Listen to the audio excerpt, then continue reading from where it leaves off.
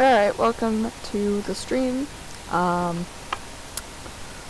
Left off last time in the middle of the second investigation, I believe. So.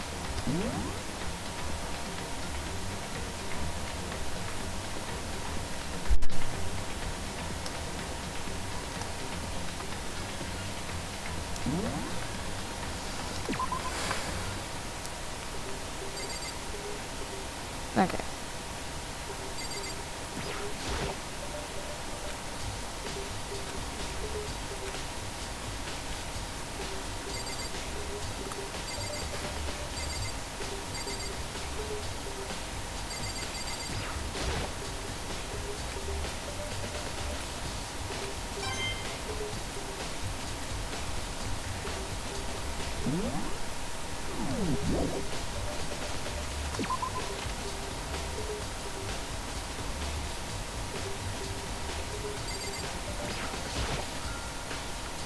Huh? The lamp won't turn on. Oh, I see. It's not plugged in. The lamp's cord isn't long enough to reach the outlet from here. But last time I saw it, it was definitely on, and it was definitely right here. Oh, that's right. Togumi was using an extension cord. But there's no extension cord here now. I wonder if...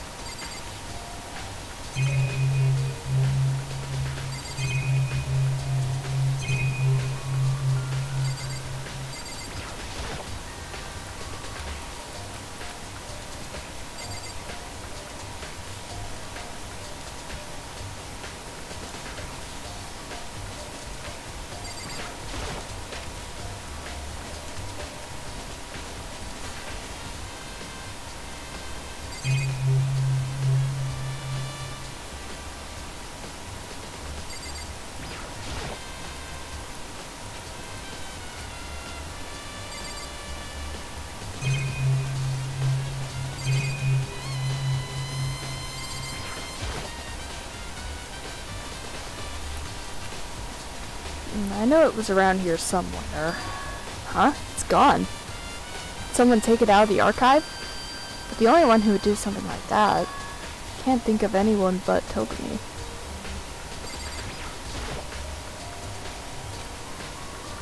The extension cord was in there before.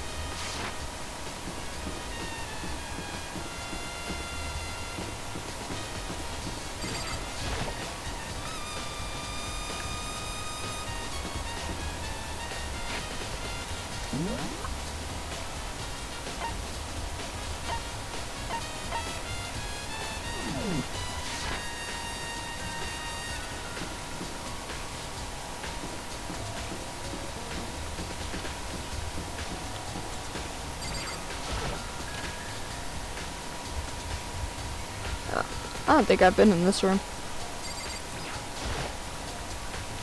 Celeste, what are you doing in here? This warehouse is amazing. It has absolutely everything one might need to live a full life. From food to clothes to towels, there's an endless supply to choose from. I see that, but have you found anything related to the case? Most unfortunate. I knew you were going to ask me that. I thought talking about the warehouse itself might misdirect you, but I see it was pointless. Then you did find something? Very well. I will tell you and only you. Actually, Last night, I saw her here. Chihiro was in the warehouse. What? Really? indeed. This was right before nighttime. What are you doing out this late? Oh, I was just... Are you planning to go exercise, perhaps? What? How did you know? Because I can see a blue track jacket sticking out of that duffel bag you're carrying. Oh, you're right. Thanks. Well, I'd better get going. I'm kind of in a hurry. She stuffed the jacket into her bag in a hurry. It was almost like she was trying to hide it. And just like that, she was gone. Yes, indeed. I assumed she was merely stocking up to go exercise in the morning, but it would appear she ignored the nighttime rule and headed directly into the girls' locker room. If she hadn't broken our rule, none of this would have ever happened. You get what you deserve, I suppose. So apparently, she went to the girls' locker room late at night in order to exercise without anyone knowing. But the strange thing is, there was no trace of the track jacket or duffel bag Celeste said she saw Chihiro carrying, which would mean the killer would have had to gotten rid of it somehow.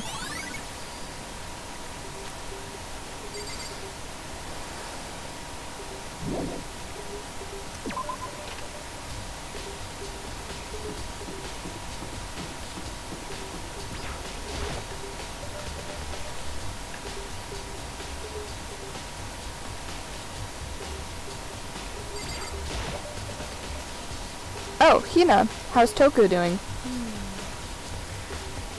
Same as before, she won't come out, and she just keeps mumbling something about Genocide Jack. So I just left her there. You left her?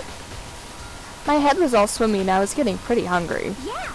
Oh, but don't worry, I'm gonna head back as soon as I'm done eating. Toko's not exactly pleasant, but I'm still worried about her. Speaking of which, what are you eating? Huh? A donut, of course. Of course? There's two things I'm sure God created. Outer space and donuts. Really? I bet Chihiro would have liked to eat more donuts. Maybe that was her one big regret.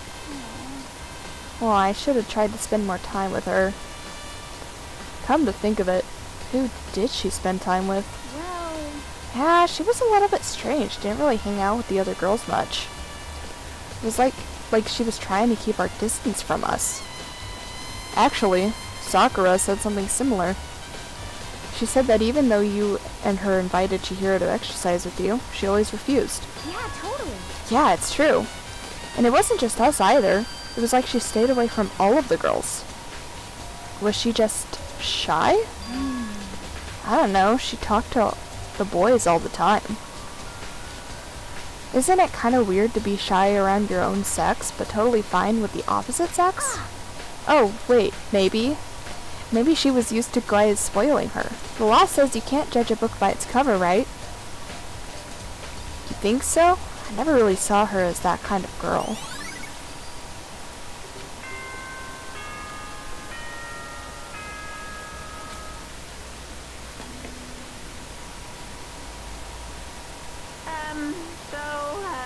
I'm getting tired of waiting. Shall we just plunge right in? It's the moment you've all been waiting for. The class trial. You remember where to meet, right? Please go through the red door on the first floor of the school. See you soon. Alright, well, I guess there wasn't that much of the, what is it? The investigation left.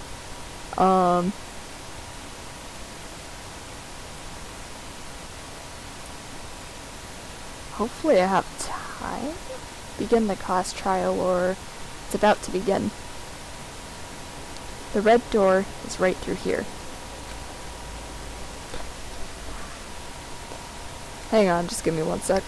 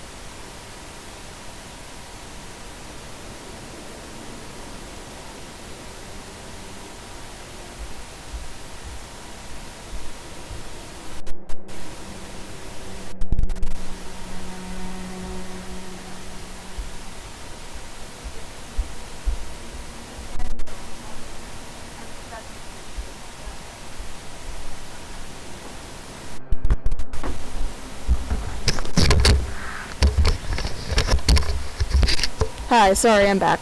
I had to check my schedule to see if I could start the trial.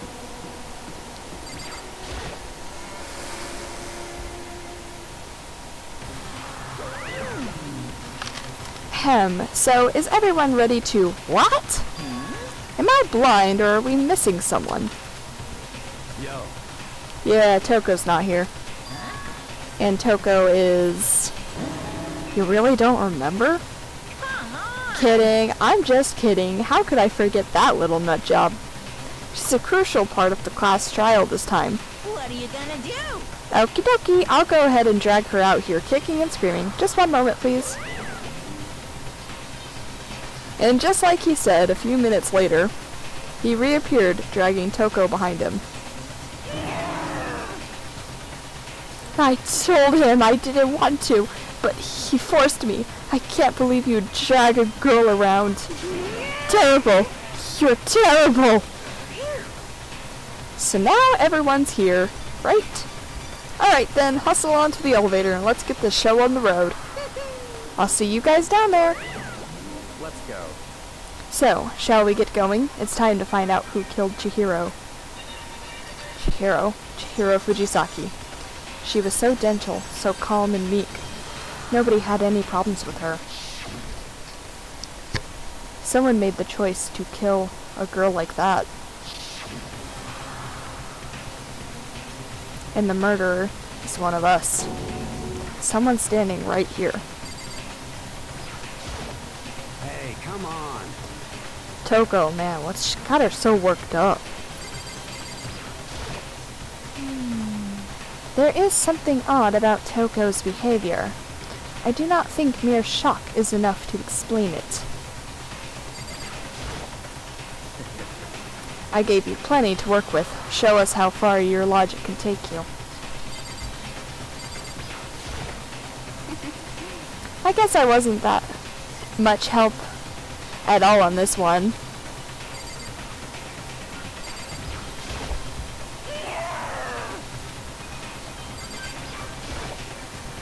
Very sad.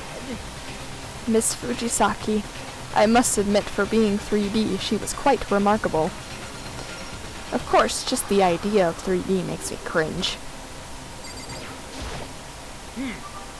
I don't know why the killer did what they did, but I'm sure it'll work itself out. Justice always prevails, right, bro?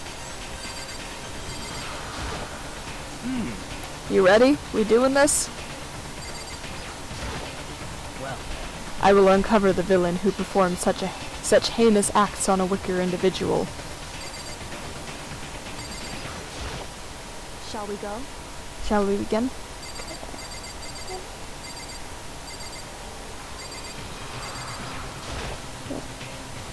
We have no choice, right? We have to do this. It's true. Yes. I gave a small nod in reply. With one last deep breath, I walked towards the elevator on shaky legs. With each step forward, I could feel my heart starting to race faster and faster. As soon as everyone was on, the elevator began to descend. I couldn't get a handle on my emotions, couldn't stop speculating.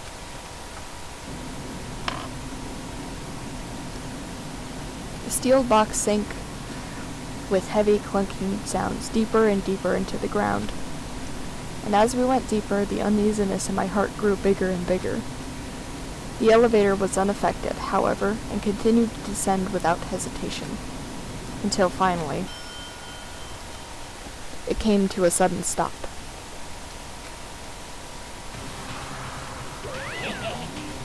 What do you think? I redecorated it. Isn't it so fresh? Isn't it so exciting? Don't waste our time with stupid questions. Let's get this over with. Good, good. You're rip-raring to go. I gotta say, I don't hate it. Not at all. Well, Okay then, let's get this show on the road. thrills, chills, kills! Everyone, please find your assigned seats.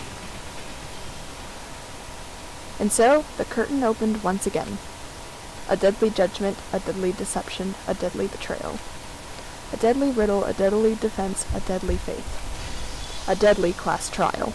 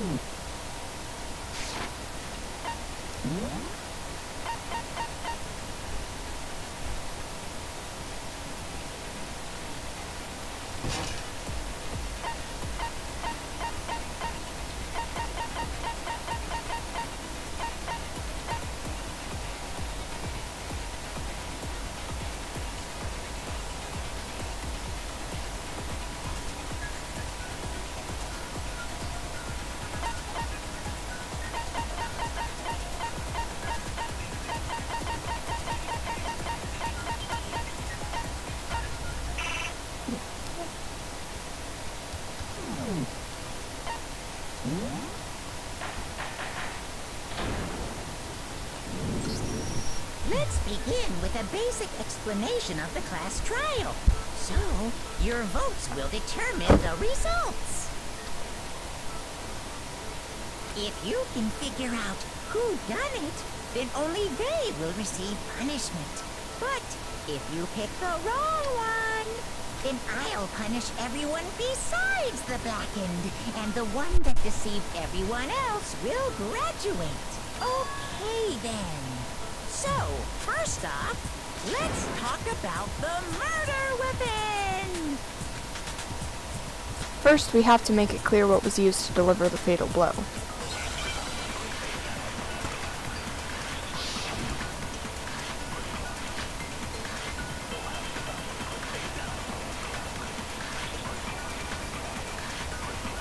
Chihiro's fatal injury. It appears it was a head wound. According to the Monokuma file, the killer used a blunt instrument. But what kind of blunt instrument could it have been? Ah. No. Alright. Chihiro's fatal injury. It appears it was a head wound. According to the Monokuma file, the killer used a blunt instrument. But what kind of blunt instrument could it have been? I bet it was an iron pipe. No, it's wrong.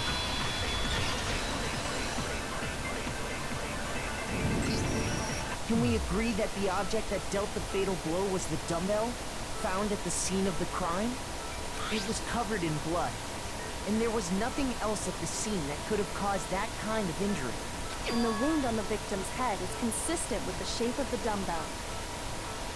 As far as I'm concerned, there's no mistake and no room for doubt on this one. You looked at her head wound? Yes! That's so creepy! If you don't mind, I will proceed from here. Let's move on to discussion of the culprit. Although, I believe the criminal behind this heinous act is already quite clear. What? For real? Chihiro's killer is the fiendish serial killer, Genocide Jack. Genocide Jack, the fiendish serial killer.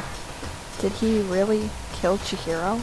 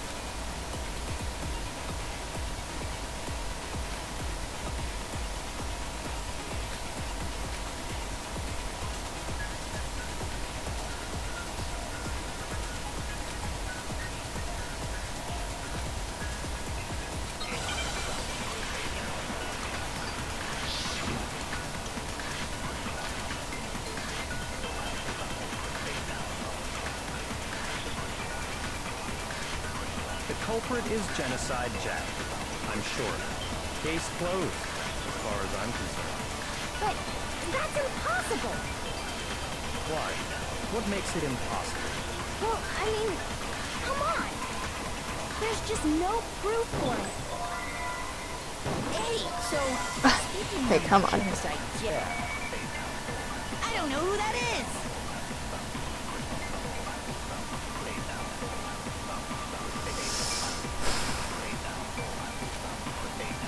The culprit is Genocide Jack. I'm sure. Case closed, as far as I'm concerned. But that's impossible! Why? What makes it impossible? Well, I mean, come on! There's just no proof for it. Oi, Hey, so... come on. Genocide Jack. I don't know who that is! Okay.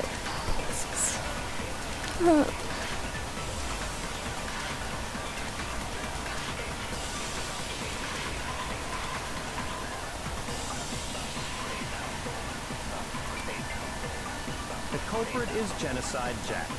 I'm sure. Case closed, as far as I'm concerned. Okay. But that's impossible! Why? What makes it impossible? Well, I mean, come on! There's just no proof for it. No, it's wrong. Okay, there we go. I might know one reason he could be involved. What? I found this file while I was looking around the archive in the library. I guess it's some kind of confidential file the police put together about the Genocide Jack case. What? That's kind of weird as shit, isn't it? What was something like that doing in the library? The why of it is probably more trouble than it's worth. So let's forget about that for now. More importantly, it outlines all the specifics of every Genocide Jack case in exceeding detail. According to the file, there appear to be two defining characteristics in every Genocide Jack case. The first is that a bloody message is found written at the scene of every murder. Oh, that's right. Ooglust. No. It's actually bloodlust. But more important is the other characteristic, and it's something that has never been made public. Never made public? What the hell is it? Why don't you tell them, Makoto? The other characteristic of every Genocide Jack case, which the world at large doesn't know. If I'm not mistaken, it has to do with the positioning of the body. I got it! Apparently, in every Genocide Jack case, the killer suspends the body in a certain way. Other than the killer, the only people who know about this are the higher-ups in the police department. However, Chihiro is most definitely suspended in the same way. So, how did the culprit know about this when only high-level police officials were aware of it? There's only one logical answer I can think of. It's because the culprit in this case is the real Genocide Jack. No fucking way! You're saying Genocide Jack is one of us? Yes, in fact, it's Toko. What? Genocide Jack's true identity is Toko Fukawa. What? Hey, okay, wait, hold on a sec. Toko has like bloodophobia or whatever, remember? What kind of serial killer is afraid of blood? Is Toko Genocide Jack? The answer is yes and no. Yay! I already finished school. So, I think tomorrow is most of my school district's last day. Another riddle. Man, why is this gonna be so complicated? It's a riddle for sure, but I feel like I understand it. What it means for Genocide Jack to be Toko, but also to not be Toko. The answer is that she's not just one person, but multiple people, right?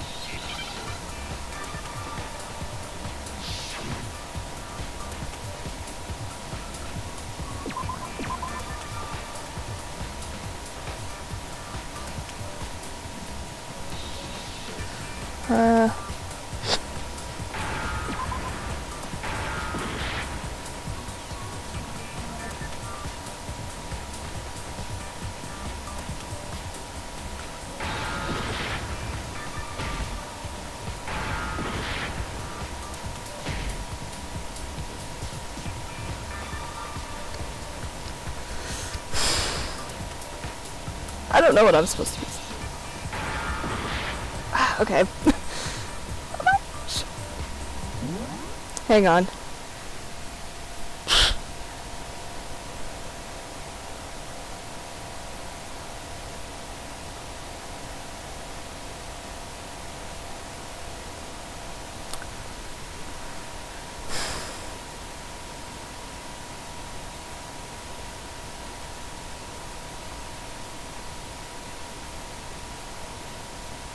I don't know what I'm supposed to be spelling here.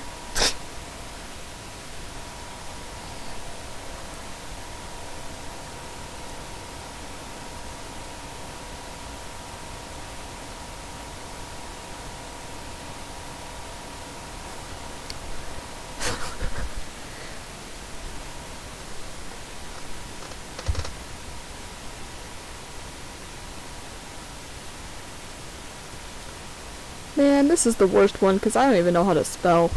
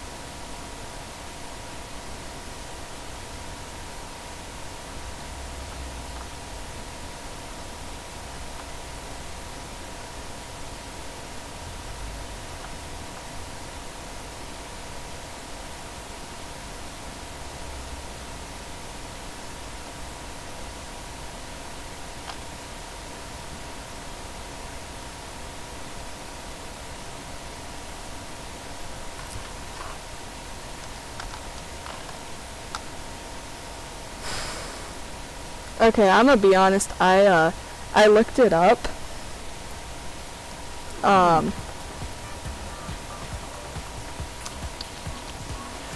So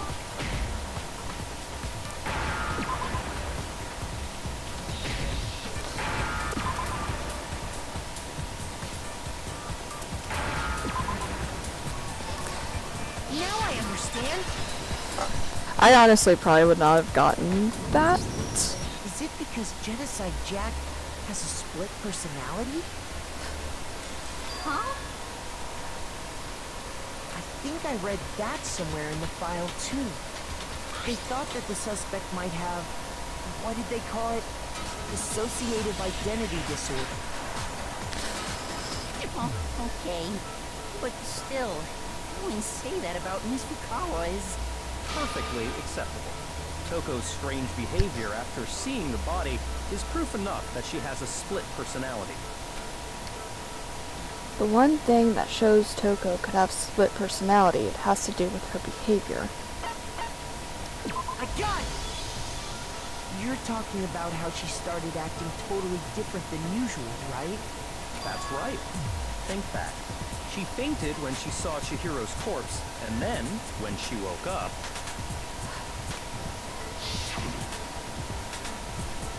I'm fine, I'm fine. Whoa, is that a dead body? Hey, are you dead? She must have hit her head real hard when she fainted. The world has a front and a back, a top inning and a bottom, a sea of truth and a web of lies. This is quite concerning. I mean, she sounds completely different. She was acting funny, that's for sure. The melancholy tone of hers completely disappeared. Don't go assigning adjectives to my tone without permission. Not to mention, once she regained consciousness and saw Chihiro's body again, she was utterly calm. In other words, within her is one personality that can't handle blood, and one that obviously can. So when Toko trapped herself in her room, it's because she was scared of Genocide Jack?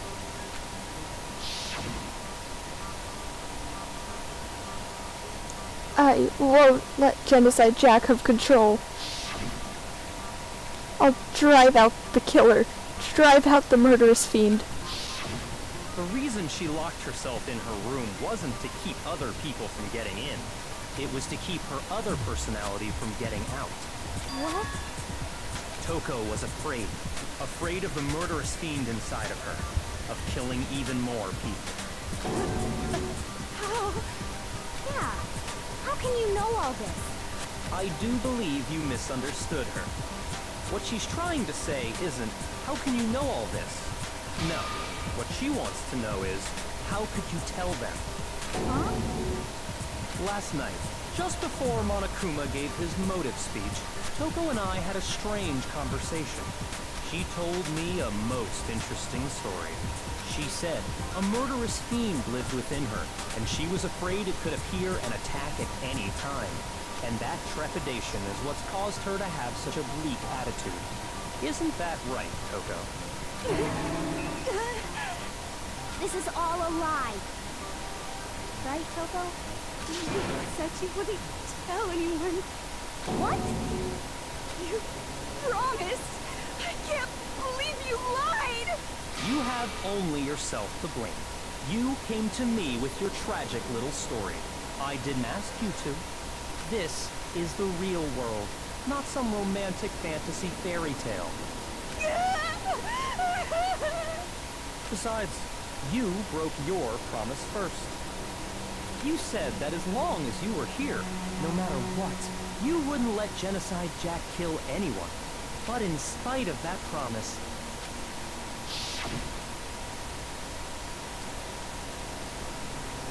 I'm sorry I couldn't keep our promise. But don't worry, never again. I won't let Genocide Jack have control ever again. You said if I kept my promise, that you'll out with me. That's the only reason I promised. how many times do I have to tell you?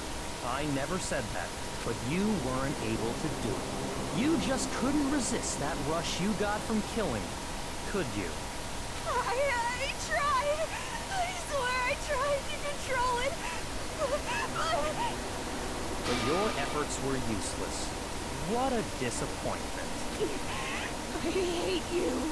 Well, the opening act is nearly finished.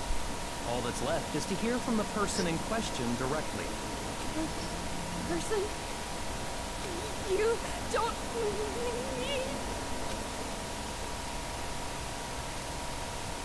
Toko's body suddenly lunged backwards. A huge thud echoed across the courtroom, but the next second,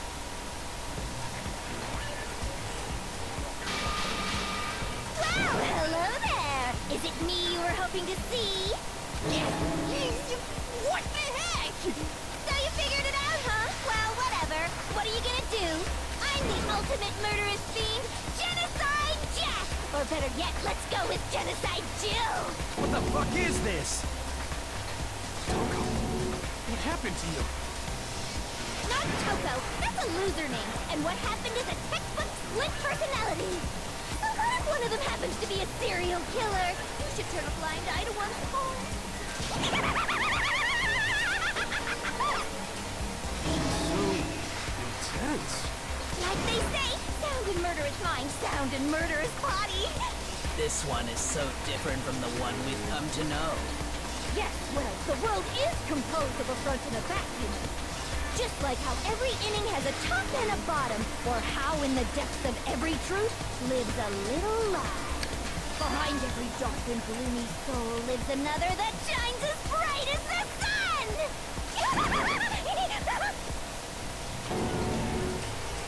this is the murderous fiend Genocide Jack?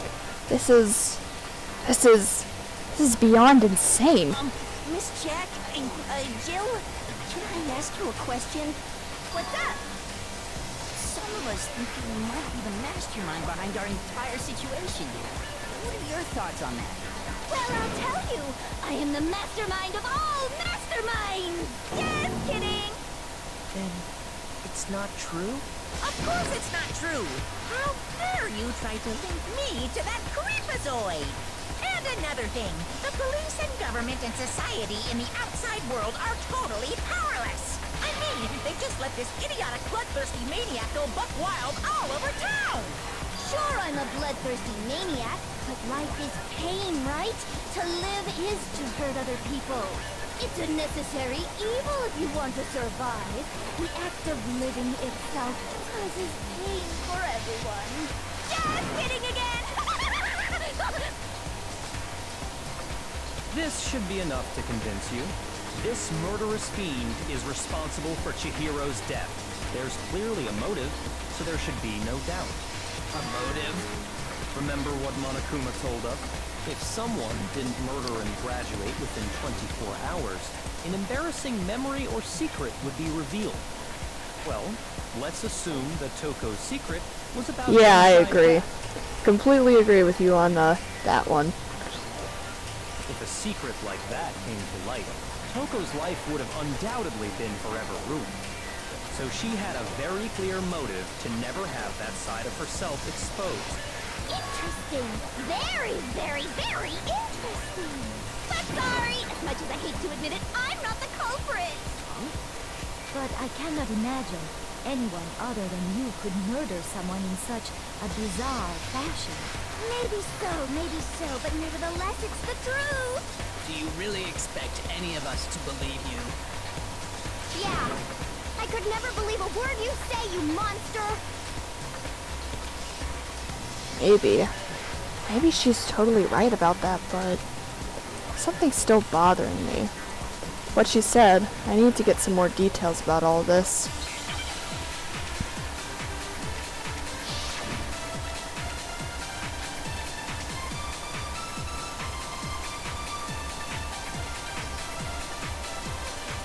Sorry, but I didn't kill anyone.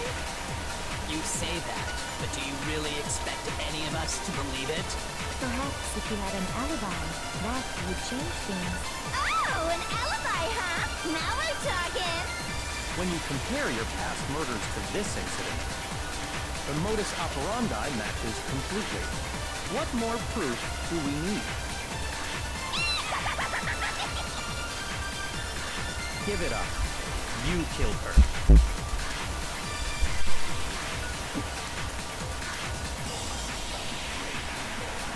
Sorry, but I didn't kill anyone. You say that, but do you really expect any of us to believe it? Perhaps if you had an alibi, that would change things. Oh, an alibi, huh? Now we're talking. When you compare your past murders to this incident, the modus operandi matches completely. What more proof do we need?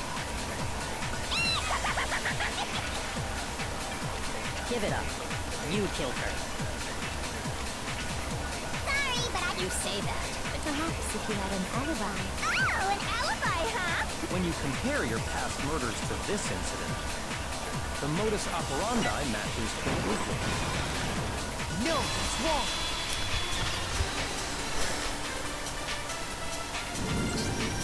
Are the methods of murder really exactly the same? I'm not so sure about that. I think there's a slight difference between the Genocide Jack cases in this one. Huh? How's it any different? Uh-oh, you don't know? Well then, human garbage, let me tell you! I murder with passion and conviction. I consider myself a professional, and I have a very particular way of doing things. Imagine you go to a fancy Italian restaurant. They're very picky about the noodles, the sauce, everything. But what happened to Chihiro? It'd be like if that same Italian restaurant started using ragu or Chef Boyardee. This is no creation of mine. Let me rephrase that, in a way that maybe makes more sense. There are two clear differences between the Genocide Jack cases and this one. There's one clear difference between the murders. In the photos from the other Genocide Jack cases, look at the neck and stomach. I got it!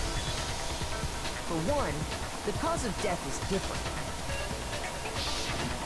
In the Genocide Jack murders, all the victims were killed the same way.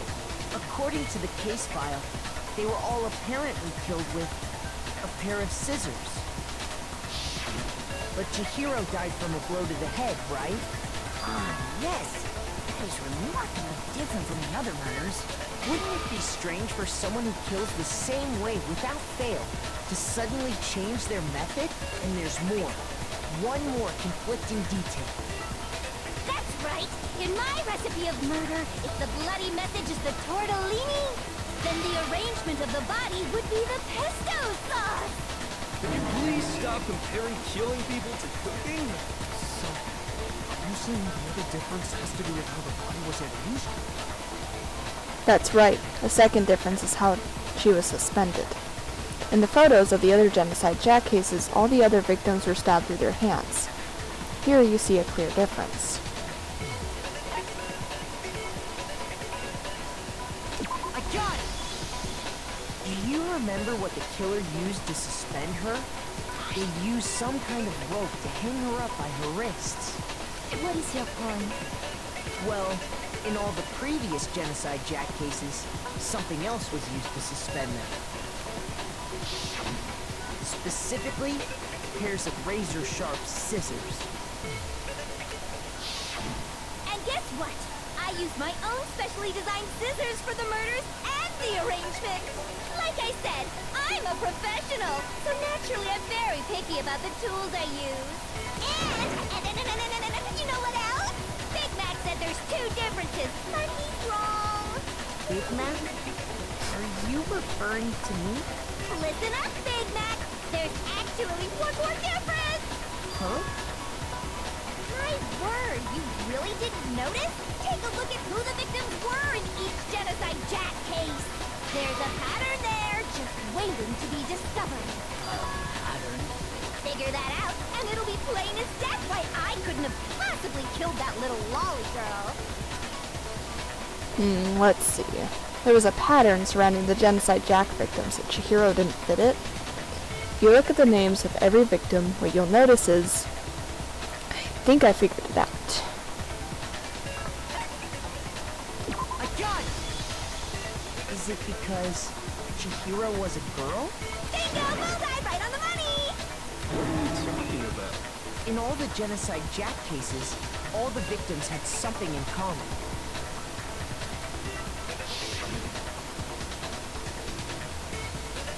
I'm not reading all that again.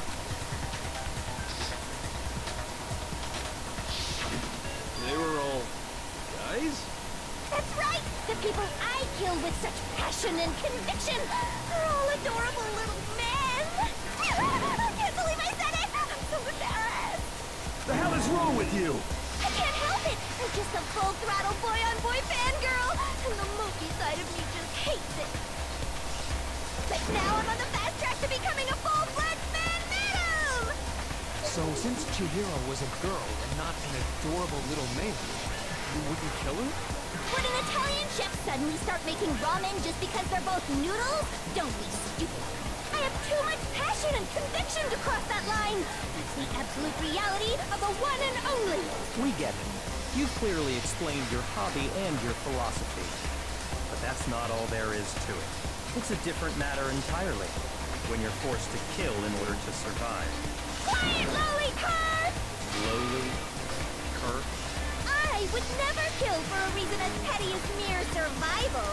And if by some fluke I did kill to survive, why would I bother with the message and arrangement? It'd make me the obvious suspect! That does make some amount of sense. Plus, whatever reason I have for killing, I would never leave out my prized scissors. Who would go out of their way to use a big, stupid, heavy dumbbell? Maybe you used the dumbbell because you couldn't find any scissors in the school? Any scissors? I don't just use any scissors. I only use my own set of high-class envy of the entire world scissors! Okay, whatever. There still aren't any in the school. Are you sure about that? Da-da-da-da! She's fully equipped! That's right! So I can kill anywhere, anytime! Why would I resort to dumbbells or rope when I have my trusty scissors by my side? Go ahead, tell me I'm wrong, you can't pen, you gutter dogs, all of you! Not to mention, I have no clue how to tie a good knot. So rope's totally out of the question anyway. I have no idea what's going on anymore. Could such a heinous villain really be innocent? But the body really was suspended, right? And nobody but the police knew about that. Yeah. That's why we figured it had to be the real deal, and not some copycat killer or whatever. Actually, hold on. There is one person. One person who could have copied the Genocide Jack cases.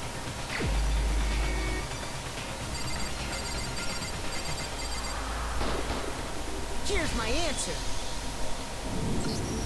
Byakuya, it's possible you could have found out, isn't it? You'd have no problem gaining access to classified government documents or internal police records. Plus, you'd already looked through the Genocide Jack file before this all happened, hadn't you? Are you saying Mr. Togami did it? Then the reason he pushed the theory of Genocide Jack being the killer so hard was because he wanted to pin the crime on her. So, He rearranged the scene to disguise it and make it look like I put my stamp on it. The adorable glasses man was behind it all. Oh, I'm on fire! Well, Byakuya, what's your response? I see. So now the suspicion falls on me. Then I must ask, when would you say I began acting suspicious? Surely you must have an answer. Looking back and thinking about it now, Hello, welcome to the stream. the way you were acting right before we discovered the body was a little strange.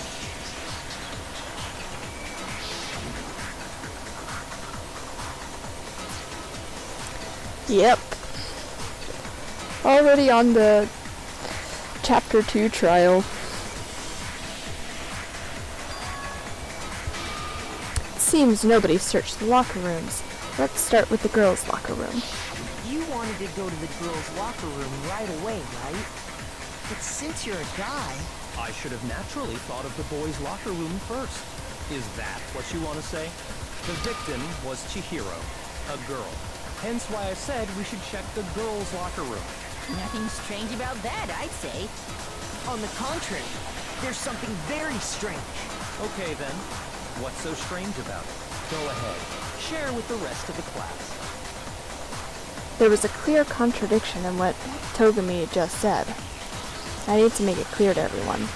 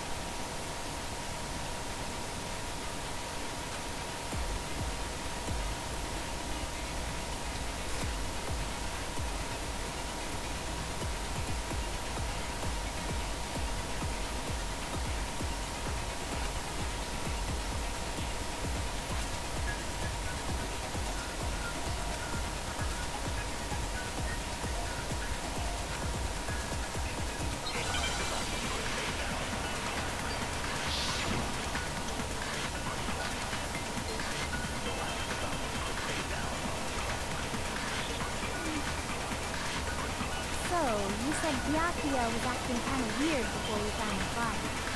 But he was acting weird... how?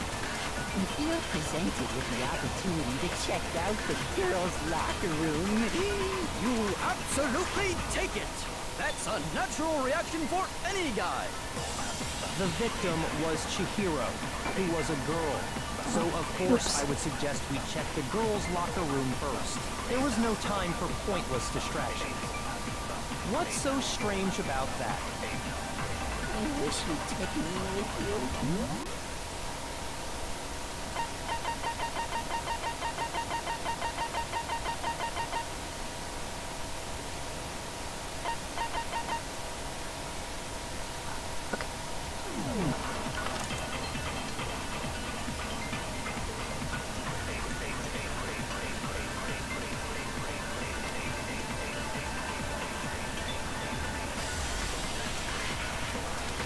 Okay. So, you said Byakuya was acting kind of weird before we found the body.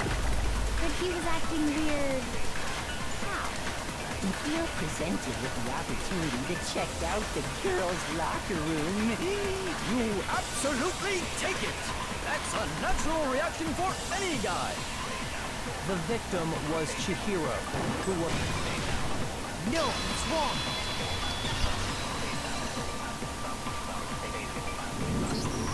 I'll tell you what's so strange about that.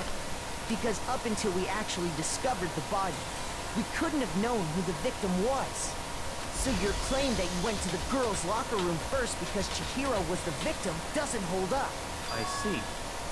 That's a good answer, I must admit. Interesting. Very interesting indeed. But your reasoning is still too weak. Huh? What's wrong? Is that it? Surely you've got more than that. Go ahead. Show us. What's with Togami's attitude? It's like he doesn't even care. They've got him cornered, but he's acting like it has nothing to do with them. What's the matter? You're not finished already, are you? There must be more to it. There is. I think. There is more to it. Think about it. We just talked about the differences between this case and past Genocide Jack incidents. The proof you're looking for is hidden in there. Oh? Proof that I'm the culprit, you mean? The differences between this case and other Genocide Jack murders. The evidence that proves Togami is responsible is hidden in there? What could it be?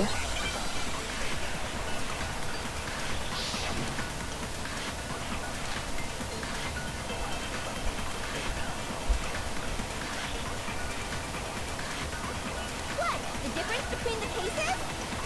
You want me to explain it again? When I want to kill, I use my very own special scissors. And I use those same scissors to arrange the body. But Chihiro was suspended with... It was some kind of rope. Was it not? That's right! It absolutely was! Then there must be something very fishy indeed about that rope. Hey, Byakuya, where'd you get it from, huh? I'd never seen that rope before in my life. Obviously, somebody else must have had it hidden away somewhere. What? The difference? You want me to explain when I want to kill, and I use those things? But Chihiro was some kind of... That's right. Then there must be something very fishy indeed about that rope. Hey, Byakuya, where'd you get it from, huh? I'd never seen that rope before in my life. No, it's wrong. My favorite is Chihiro and Mondo. Pretty sure you have seen it before. Because, you see, that rope, or should I say, that extension cord? What? An extension cord? Byakuya, you've used the extension cord in the library more than once, haven't you? And the same extension cord that was in the library all this time went missing after the murder. And there's no way Who's your someone who favorites? uses that extension cord as much as you do wouldn't discover that fact. And Byakuya must be the one who took the extension cord. I can't imagine any other possibility. That's really what you think?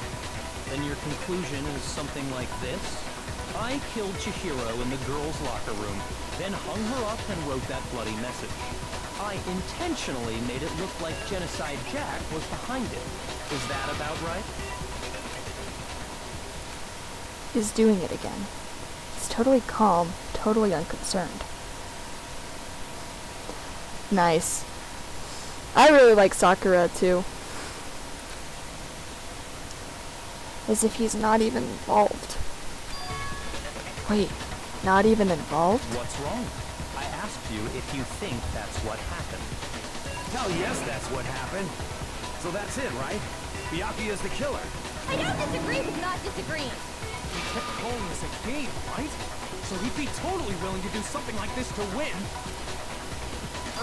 Sorry, but could we hold on just a second? I think we need to talk about this a little more.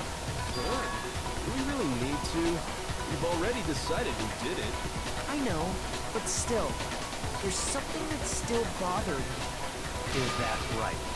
And what, pray tell, is still bothering you? I killed her in the girls' locker room, then disguised my crime. Specifically, I dressed it up to make it look like it was the work of a homicidal psychopath. What about all that bothers you? Wait. What was that just now? Something's not right. Chihiro's body was definitely found in the girls' locker room. But does that mean... Can I really accept what Togami said is the truth? No, I don't think so. There's definitely something off about what he said. I got it! You say you killed Chihiro in the girls' locker room, right? But are you sure about that? Isn't it possible that the murder took place somewhere else? How disappointing. What kind of question is that? Even in the world of disappointments, this is a true letdown. She was found dead in the girls' locker room. There is absolutely no question about that. How could the scene of the crime have been anywhere else? Well, I think it's entirely possible that she was killed somewhere else, then carried there later, along with the rest of the murder scene. The rest of the murder scene?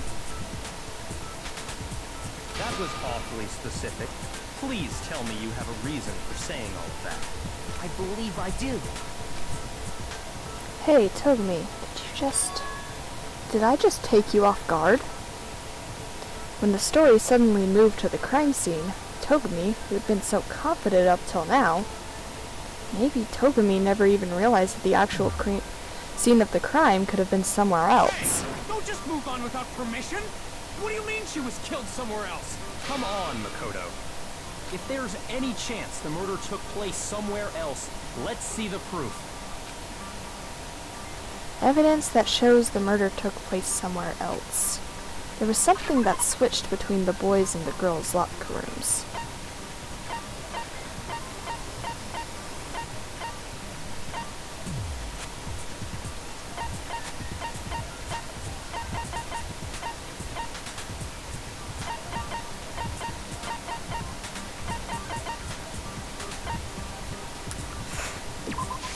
I got it!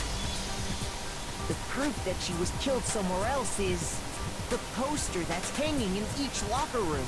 Your proof is some posters? The poster in the girls' locker room was a picture of a big boobed supermodel. But don't you think that's kind of strange? Why would the girls' locker room have a poster like that? I bet those massive jugs of hers were totally fake! Meanwhile, the boys' locker room had a poster of the super popular boy band Tornado. Again, that doesn't really seem to belong in a boys' locker room. So you're saying that maybe the posters were switched? And there's one other thing I noticed about the locker rooms. You know what I'm talking about, right, Sakura? You're referring to my protein coffee, aren't you? Protein coffee? While I was in the girls' locker room earlier, I spilled some protein coffee on the carpet. But I noticed that after the murder, the stain had been totally scrubbed away. No, it's not that the stain was scrubbed away. It was moved. I got it! The stain on the girls' locker room carpet wasn't scrubbed away. In fact, I found it on the boys' locker room carpet. That's definitely the stain from my protein coffee. Then, does that mean that the carpets were switched too? But why would anyone do that? To move the murder scene from one locker room to the other. It's certainly plausible, don't you think? In other words, in order to completely swap the scene of the crime, the blood-stained poster and carpet were moved along with the dead body. By doing this, the killer was able to change the entire room where the murder took place. I can certainly follow your reasoning, but why would the culprit bother doing that? Huh? Why would they go through all that trouble of switching the scene of the crime? Actually, an even bigger question. If the murder did take place in the boys' locker room, then how did Chihiro get in the boys' locker room in the first place? To get into the locker rooms, you have to swipe your e-handbook across the card reader device. But Chihiro's handbook should have only allowed her access to the girls' locker room. She had no way to get into the boys' locker room to begin with. No, she did have a way, and I can tell you what it was. I highly doubt that. Shut up! I'm telling you, I know how she could have done it. See, right? Chihiro really have gotten into the boys' locker room somehow?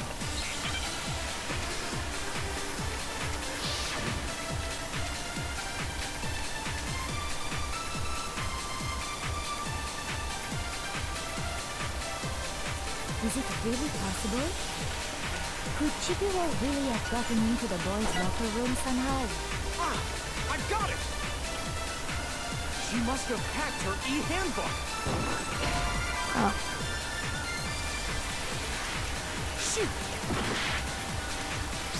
Oopsie. Is it really possible? Could Chihiro really have gotten into the... I got it! She must have hacked her e-handbook. She was the ultimate programmer, after all. I'm sure that would have been no problem for her. No, I don't think that's it. She used the thing that was in the main hall. Huh? What thing? I'm talking about Leon's handbook, of course. No, it's wrong.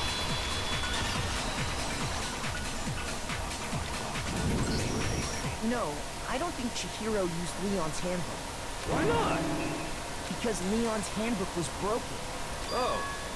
Well, then, yeah, I guess that'd be pretty impossible, huh? I am struck silent by how quickly you gave up. Plus, isn't there a regulation against using someone else's handbook? Actually, the rule states that loaning your handbook is prohibited. It says nothing about borrowing one. In other words, you could borrow a dead person's handbook all you want, and you'd be safe. Yup, yup, yup! Hit the nail square on the noggin! Of course, if it were broken, that wouldn't make any sense anyway. So then, she must have hacked us, like I said. She used her ultimate programmer skills and... Psst! You can't fix an e-handbook. The instant you open one up, a security buzzer starts blaring. So, if she didn't use Leon's handbook, and she didn't modify her own handbook... Maybe Mr. Naegi's initial assumption is just wrong? It seems like there's no way she could have got into the boys' locker room. So I guess so. Okay then, I vote for Byakuya. Is that it then? Chihiro was killed in the girls' locker room, and Togumi's the one who did it? Really? Still, I don't know what else I can do. Hold on a second. I agree with you, though. I think you're on the right track. What the? You finally decide to open your mouth and that's what you've got to say? There's no way she could get in the boys' locker room, right? So... Why are you so sure she couldn't get in? There's still one other way she could have gained access. What? What are you talking about? What other way is there?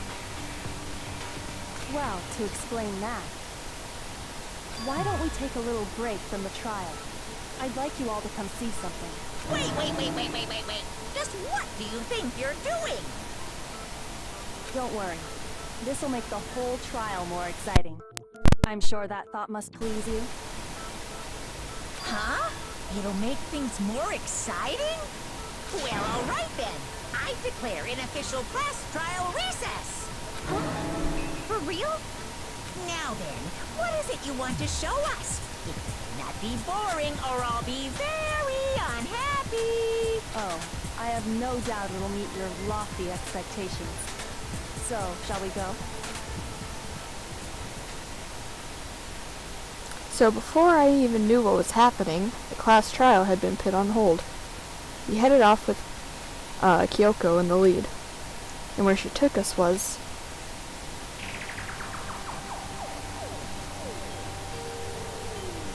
The girls' locker room? We already searched this place top to bottom! What are you trying to pull, Missy? I'd like you to examine the victim's body one more time. You want to check it again? Be sure to examine the entire body very carefully. Take your time. Examine her carefully? Like using our hands? No way! It's probably best if I don't run my hands all over the girl's dead body. It's not that I'm freaked out or anything, it's just... based on religious grounds, you know? Very well. I'll do it. But you're a girl. You shouldn't have to touch a dead body. Just let one of the boys do it. No, it's okay. I think Chihiro would rather have a girl examine her. So just leave this to me. Sakura. What is this? Some kind of secret girl-on-girl action? Is that what you two are about? That's not it at all. Stop screwing around. Okay, here I go. I'm sorry, Chihiro. Please excuse the intrusion. Putting her hands together in a brief prayer, Sakura then began to quietly examine her body. Be sure to check her entire body, and I believe we will solve this particular mystery. Her entire body? I know you say that, but...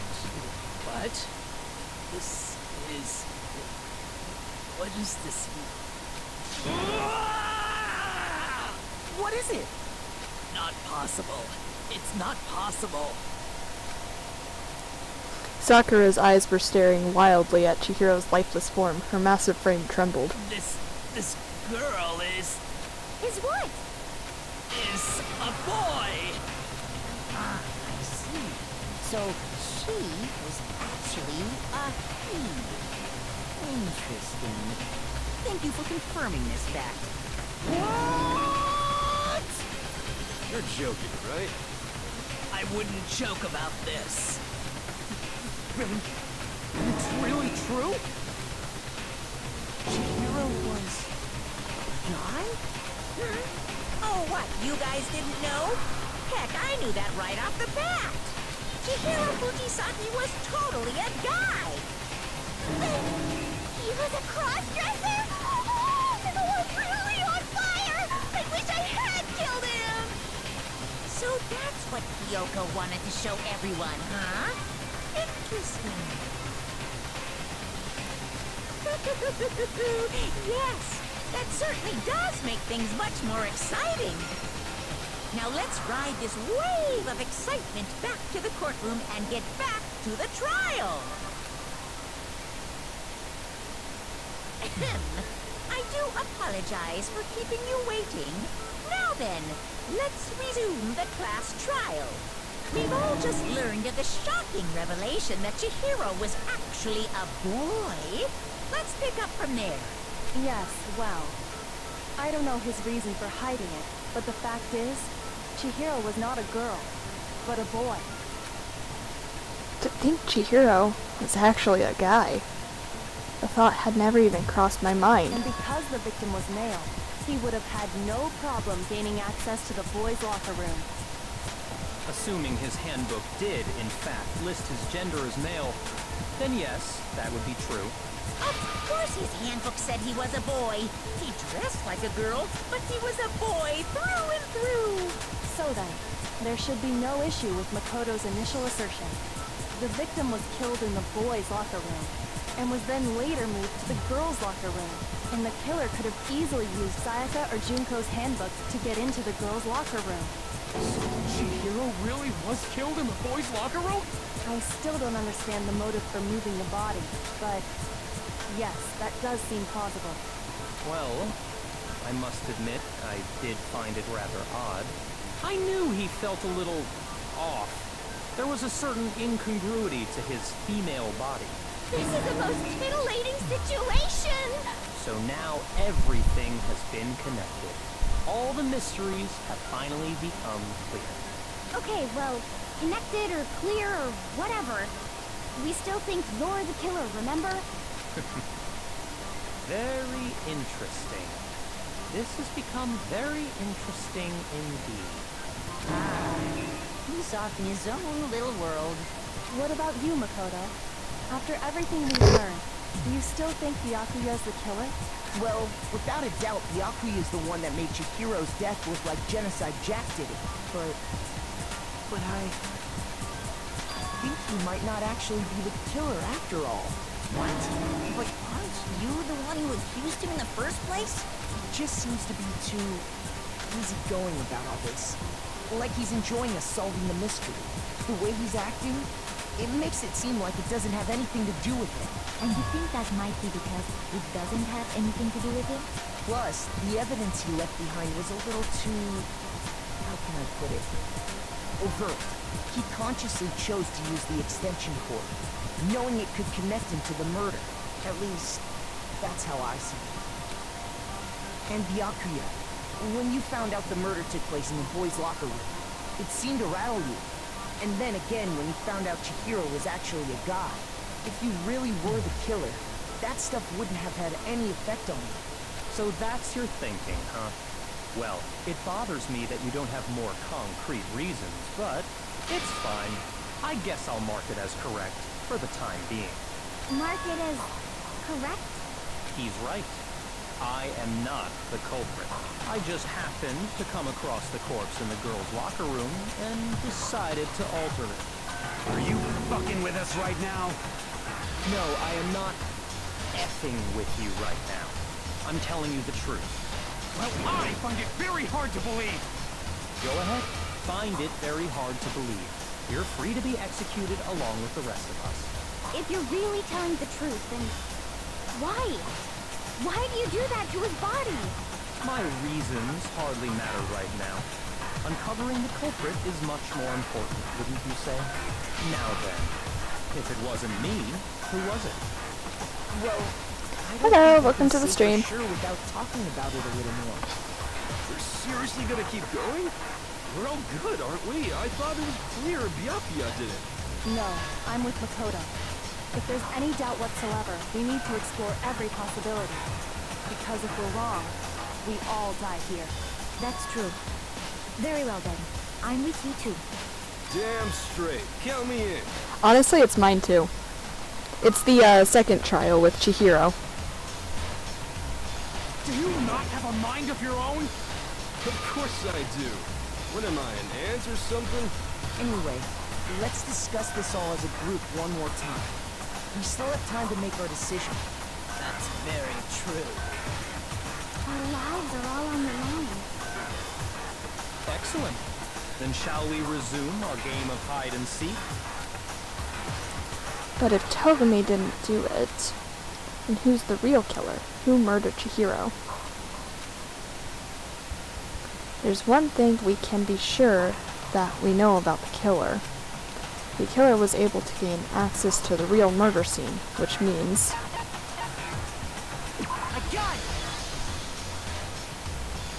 Since the crime scene was the boys' locker room, you would need a boys' handbook to get in. Since Leon's handbook is apparently broken, the killer would have had to use their own. In other words, it would have had to have been a guy. But that's still not enough. I need to find some more clues.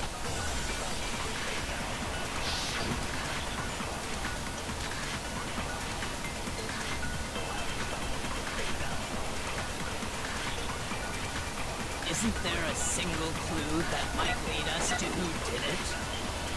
Well, clues are one thing, but did nobody get a look at the killer? I'm sure if someone saw the killer, they would have said something by now. Perhaps someone saw the victim at some point. Even that might be enough for now. Yeah. All we need right now is any kind of new info. It's over. It's all over.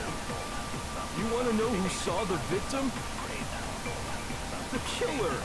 And only the killer. No, it's wrong.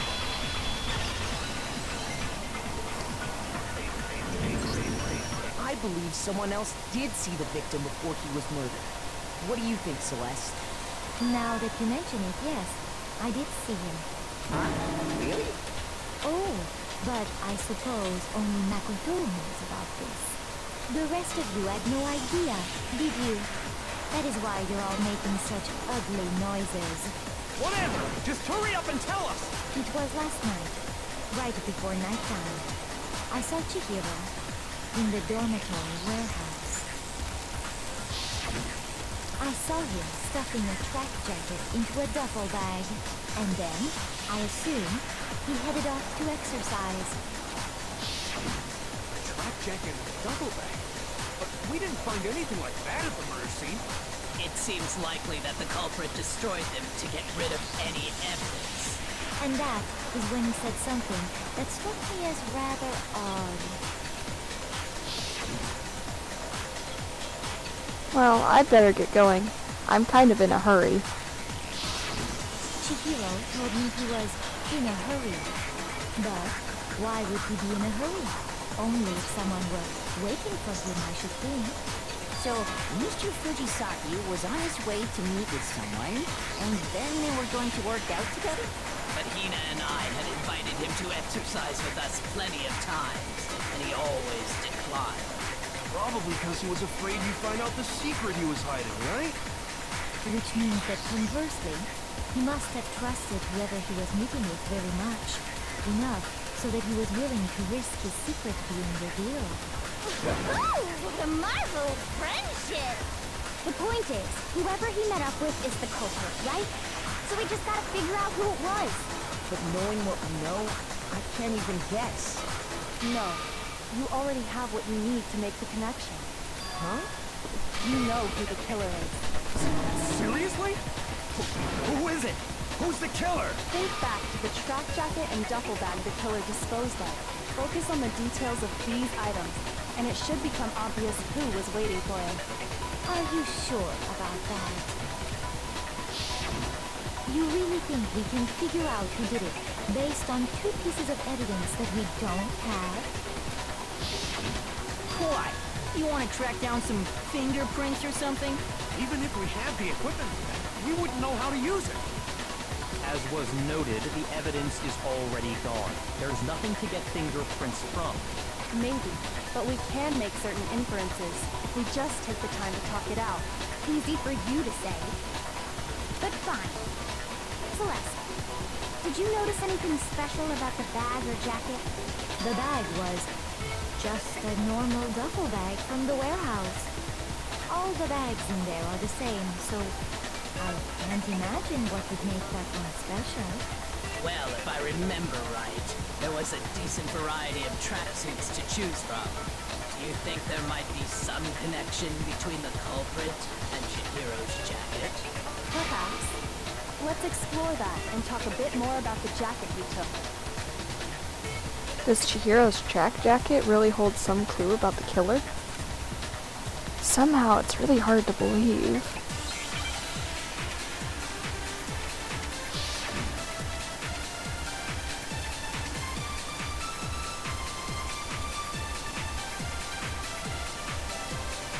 First of all, we know where Chihiro was headed. He was on his way to go exercise. So next we have to ask, why did he choose the specific tracksuit that he did? What do you mean, the specific tracksuit? I got it! He picked that tracksuit because it matched the one the culprit was wearing. So, what you're saying is, the killer was wearing the same blue tracksuit as him? No, it's wrong.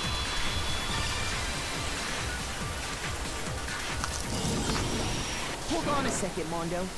What did you just say? Huh? What'd I say? When Celeste testified a few minutes ago, she said...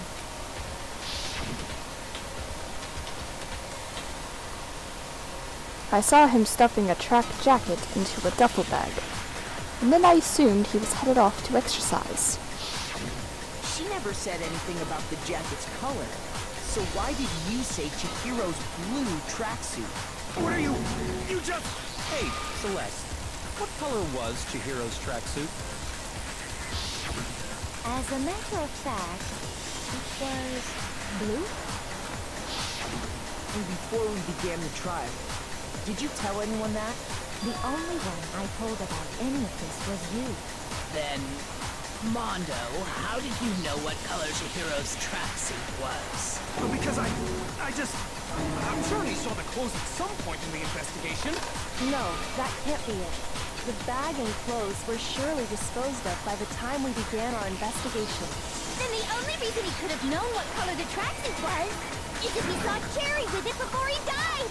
That's the only possibility! Cherry?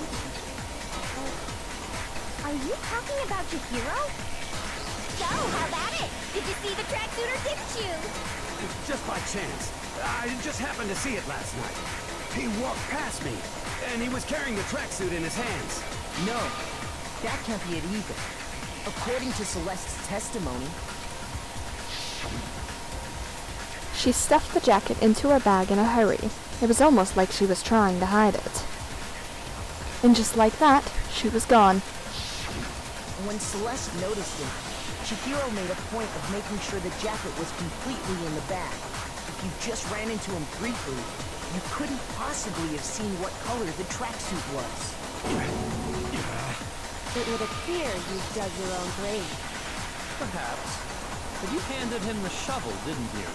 That's why you said what you did. Focus on the tracksuit and it'll be obvious who he met with? What a bunch of nonsense. Ah, now I understand. It was all one big bluff, wasn't it? Your true intention was to draw a slip of the tongue from the culprit. That's why you said you knew who did it. to put them on edge. That's right. However, Mondo was my target all along. I had my suspicions about him from the very beginning. But why? What made you so suspicious? That's a good question.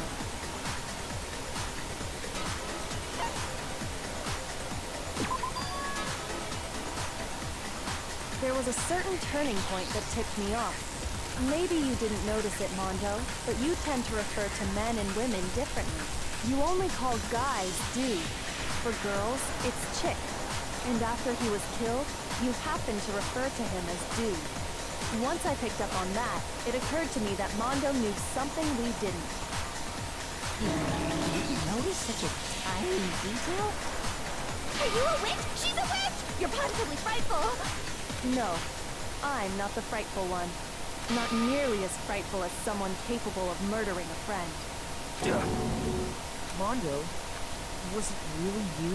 Did you really kill Chihiro? I didn't kill anyone! You've been all over me, judging everything I say, putting words in my mouth. What gives you the right to treat me like a goddamn criminal? Yeah! He would never do something like that! This is a false accusation! It's true. My reasoning on that is pretty shaky. That was fast. Well, this does present us with a problem.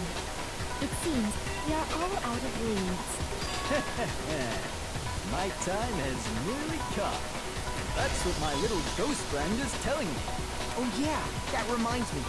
Hifumi, weren't you telling me you found some evidence? Really?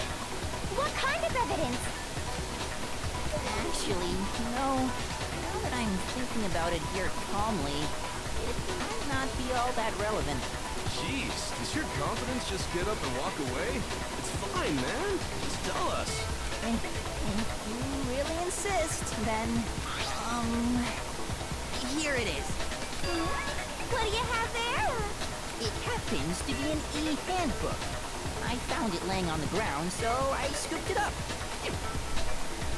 Found it on the ground? Right, then it must belong to...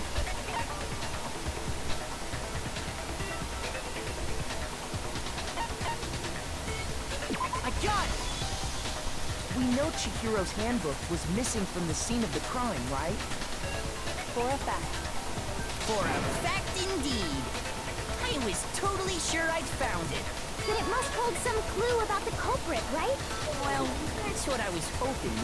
But it's busted. It won't even turn on.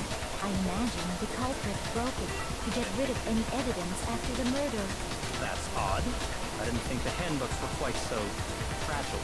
You're right. They're not. They're totally waterproof and shock resistant. It would take an awful lot to break one. And yet, this one does appear to be broken, as is Leon's, sitting useless in the main hall. For all your confidence, that is a remarkably high failure rate. Do you think there might be some kind of mystery in there somewhere? How, precisely, did the handbooks get broken? How did the handbook break? There's only one possible explanation. I got it! You already told us before that the handbook has one weak point, didn't you? Yeah! You remember that? Sure, maybe I let that slip, but I never told anyone what the weak point actually was. But if the handbook is supposed to never break, and two of them broke in quick succession, then... Then we can only assume that someone's figured out its weakness. You know what the weakness is, right, Monokuma? So, what is it? You're asking me? I think it's a necessary piece of information if you want this to be a fair trial. But if I tell you, and someone else decides to copy it, that would be very not good. Just tell us already! Why would we want to break our own handbooks? Oh well, I have a weakness for pushy demands. But you're sure you won't follow their example? Then allow me to make a special announcement. The weak point of my cutting-edge e-handbook is... when it's exposed to high temperatures for too long, it will suffer a meltdown and totally break! I flippin' knew it! You knew it? Yeah, because I found the handbook laying on the floor of the sauna. The temperature in the sauna can reach over 200 degrees. Strange how you don't get burnt, huh? It's because as your sweat evaporates, it creates a cooling layer of air around your skin. If the hot air of the sauna were somehow pushed directly onto your skin, you'd definitely get fried.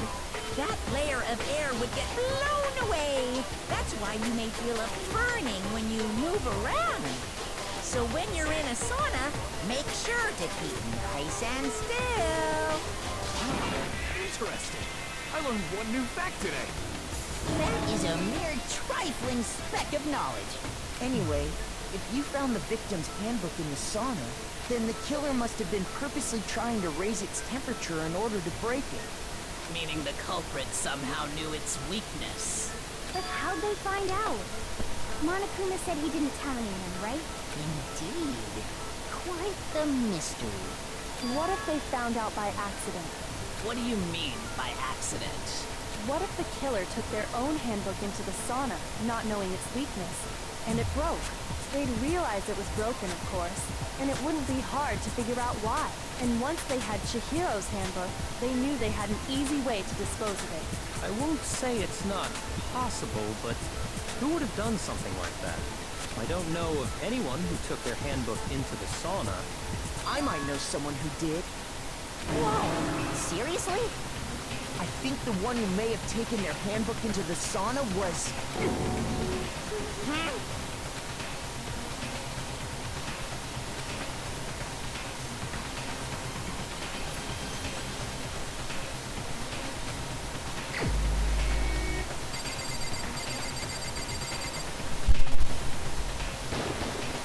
Here's my answer.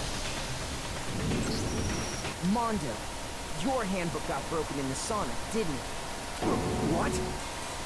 Why? Why do you keep accusing him? Mondo and Taka had an endurance contest in the sauna not too long ago, remember? And for the contest, Mondo just so happened to keep his school uniform on. But little did he realize, he'd also left his handbook in one of his uniform pockets. And when it was all over, Mondo discovered that taking your handbook into the sauna could easily destroy it. No, wait, hold on. You got it all wrong. He would never kill. I don't accept this. Show me the proof. The actual solid proof. I mean, I don't want to believe it either, but I found something that proves it beyond a shadow of doubt.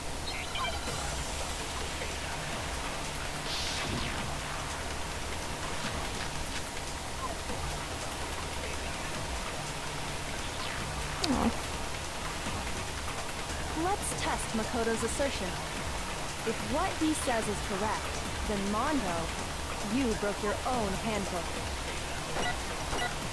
In other words, if Mondo's handbook is actually broken, then that proves that what Makoto said is right. Well, my goddamn handbook works just fine. See? Look! Makoto was wrong after all! Mondo wouldn't hurt a fly!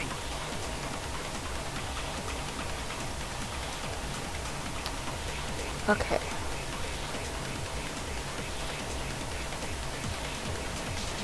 Let's test Makoto's assertion. If what he says is correct, then Mondo, you broke your own handbook. In other words, if Mondo's handbook is actually broken, then that proves that what Makoto said is right. Well, my goddamn handbook works just fine. Ow! See? Look! Makoto was wrong. Mondo wouldn't hurt a fly!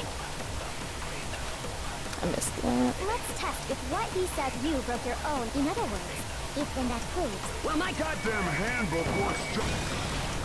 No, he's wrong.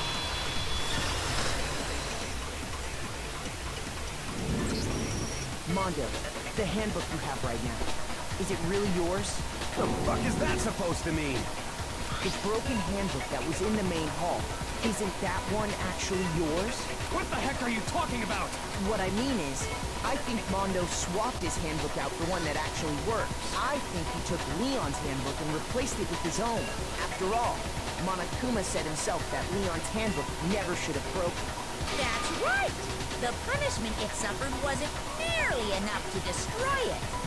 So then, the broken handbook in the main hall is actually Mondo's. Which would mean that the handbook Mondo has right now is actually Leon's, yes? But doesn't that violate the school regulation that says loaning out your handbook is prohibited? Well, here's how I look at it. There is a rule about loaning your handbook to another student, but if they're dead, they're not a student. It's kind of a gray area, I admit. But no worries. If anything, it just makes things more interesting. As such, I decree that exchanging handbooks with a corpse is not a violation of the rules. Well, Mondo, if I'm wrong about this, you're welcome to say so. I'm happy to admit I made a mistake, but... Son of a bitch. What's wrong, bro? Come on, tell him he's wrong. You are wrong. You have to be wrong. Everything you just said is wrong. You made it all up. Okay, then why don't we look back on this case one more time, from the beginning? That way, everything will become clear, and we'll all see if I was right or wrong.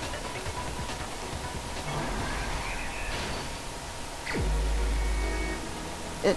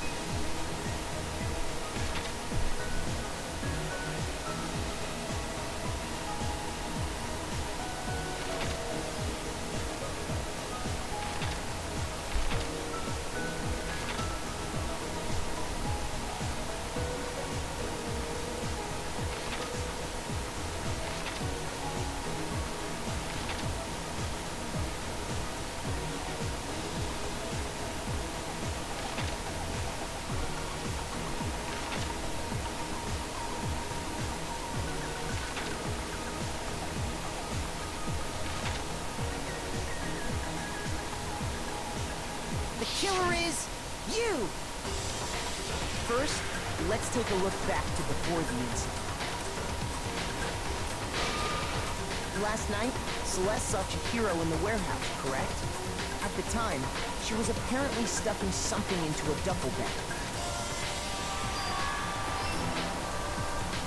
That something was a blue tracksuit. You can confirm this, right, Celeste?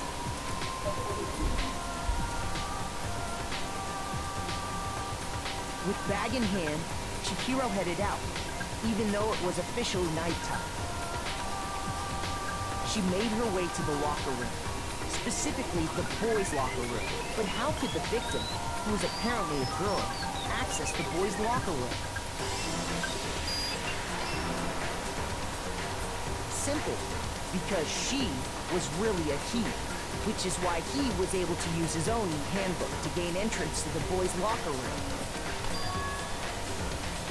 Once inside, he met with someone there. And the person he met was the one who killed him.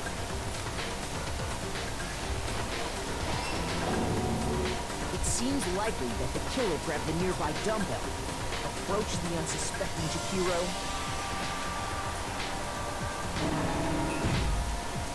and attacked him. And that's where the bloodstains on the poster and carpeting in the boys' locker room came from.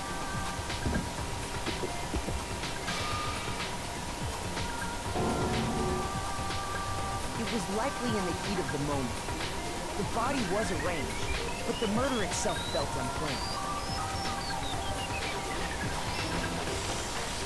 Which is why the killer hurried to try and hide the act. Then, removing the bloody poster,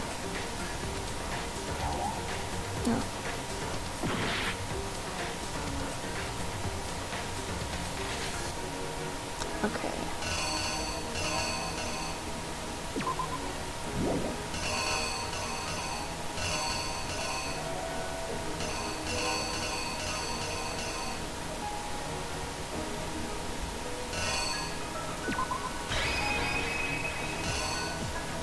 here's exactly what happened. Which is why the killer hurried to try and hide. Then, removing the bloody...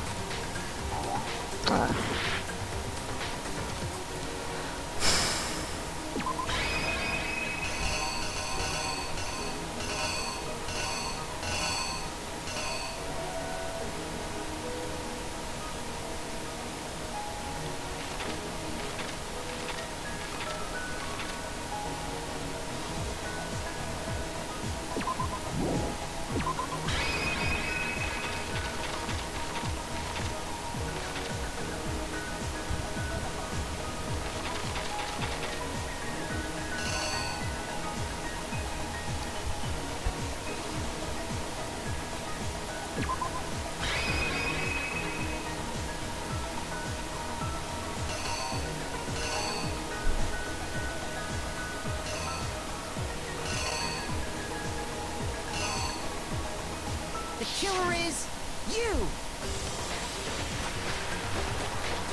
Which is why... Then, remove it...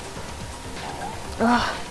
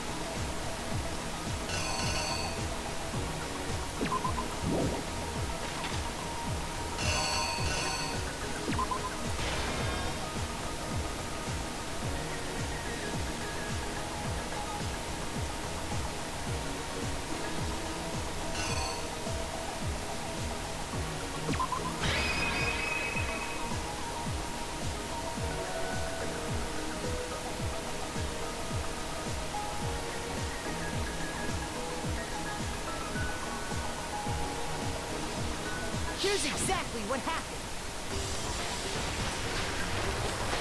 Which is why the killer then removed...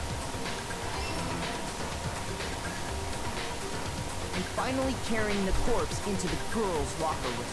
A girl's handbook was necessary to get into the locker room, of course, but this alone doesn't prove that the killer was necessarily a girl.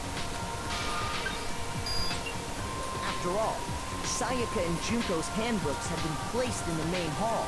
Using one of those, a boy could get into the girls' locker room without much problem. And that's exactly how the killer did it. With the carpet and the poster they brought with them, they got to work. They changed the layout of the boys' and girls' locker room in what you might call a crime scene switch. That could have been the end of things, but no. Byakuya discovered the body and decided to intervene in the situation, making things even more complicated.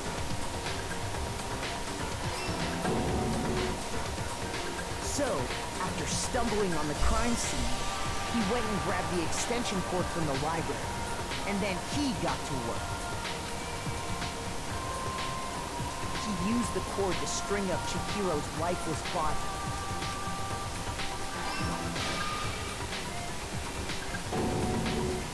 Then, using the victim's own blood, he left a grisly message there at the scene of the crime. He wanted to create the illusion that Genocide Jack was responsible for the slaughter. And around the same time that Byakuya was putting together this facade, the killer, having already disposed of Chihiro's bag and other belongings, arrived at the sauna. There, they planned to destroy the last piece of evidence, Chihiro's handbook.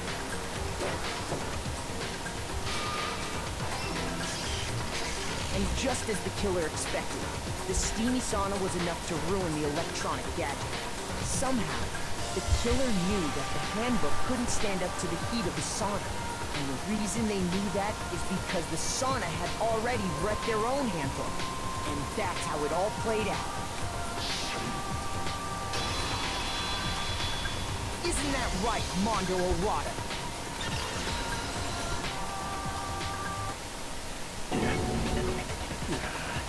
Wait! No, this can't be right! Where's your evidence? Yeah, where's your evidence? You need evidence! You need proof! Without any proof, you can't pin any of this on him! Evidence that Mondo is the killer. That already revealed itself earlier in the trial. If I can somehow show where Mondo's handbook is right now, once I do that, everything will become clear.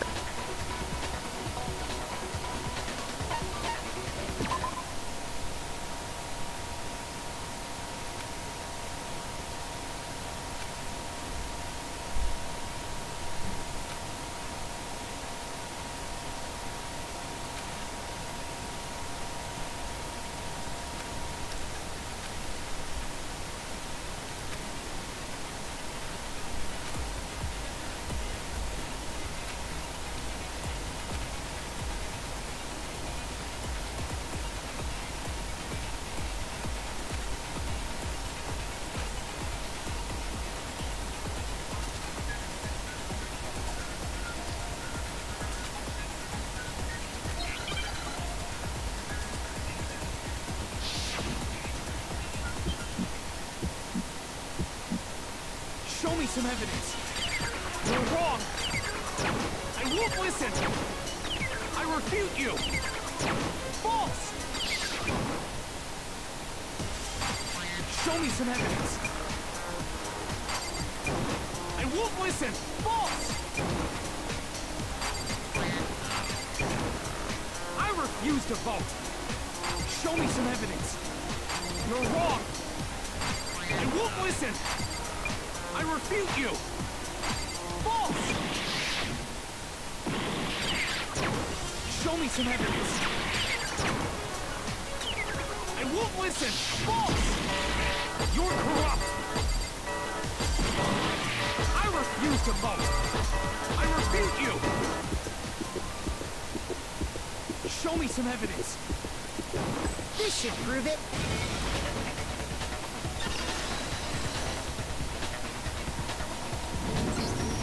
If my thinking so far is right, Mondo must have replaced his broken handbook with Leon's. In which case, we can just check each of our handbooks right now. Once we do that, we'll... We don't gotta do that. Huh? Yeah. Yeah, I did it. I killed him.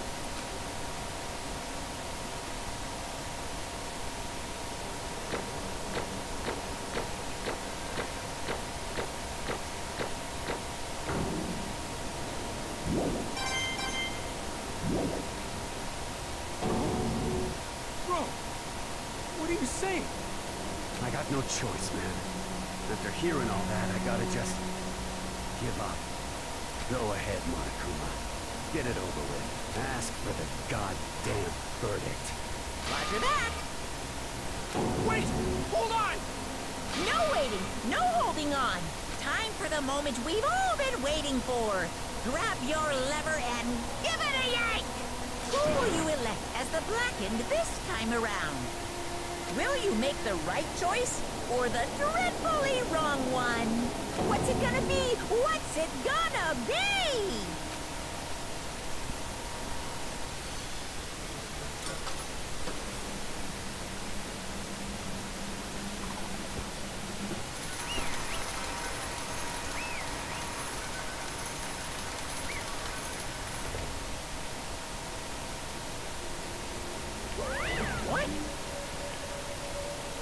Uh-oh. This time it looks like you got it right again. Yes, it is so. The Blackened that killed Chihiro Fujisaki was... Mondo Owada! Unbelievable. In case you're wondering, the vote was not unanimous. Kiyotaka chose the wrong answer. You're treading very close to the danger zone, Mr. Ishimaru. You need to be more careful. I refuse to believe it. There's no way he would kill someone. Sorry. What is this? Why are you apologizing? Why? Why? Why did you do it? Now then. Well, it looks like Mondo's taken a vow of silence, so allow me to explain on his behalf. Actually, The story of the murder this time is the sad story of two men. But for anyone who doesn't really want to hear it, you can hit the control key to fast forward the text. Anyway, there was once a young boy, and his name was Chihiro Fujisaki. He had an extreme inferiority complex regarding his own lack of strength. You're so weak, even though you're a boy. He had heard things like that as long as he could remember, and he couldn't overcome his weakness. On the contrary, he tried to hide and buried himself further and further into that weakness, to take on the fragile form of a petite young girl. He had chosen that as his way out. Now nobody will be able to say anything about even though you're a boy. But no matter how tightly he wrapped himself up in that shell, the inferiority complex had already taken root deep inside of him, and was not so easily weeded out. As it turned out, the shell was completely empty. The complex didn't disappear, instead it only grew stronger and stronger. I'm weak.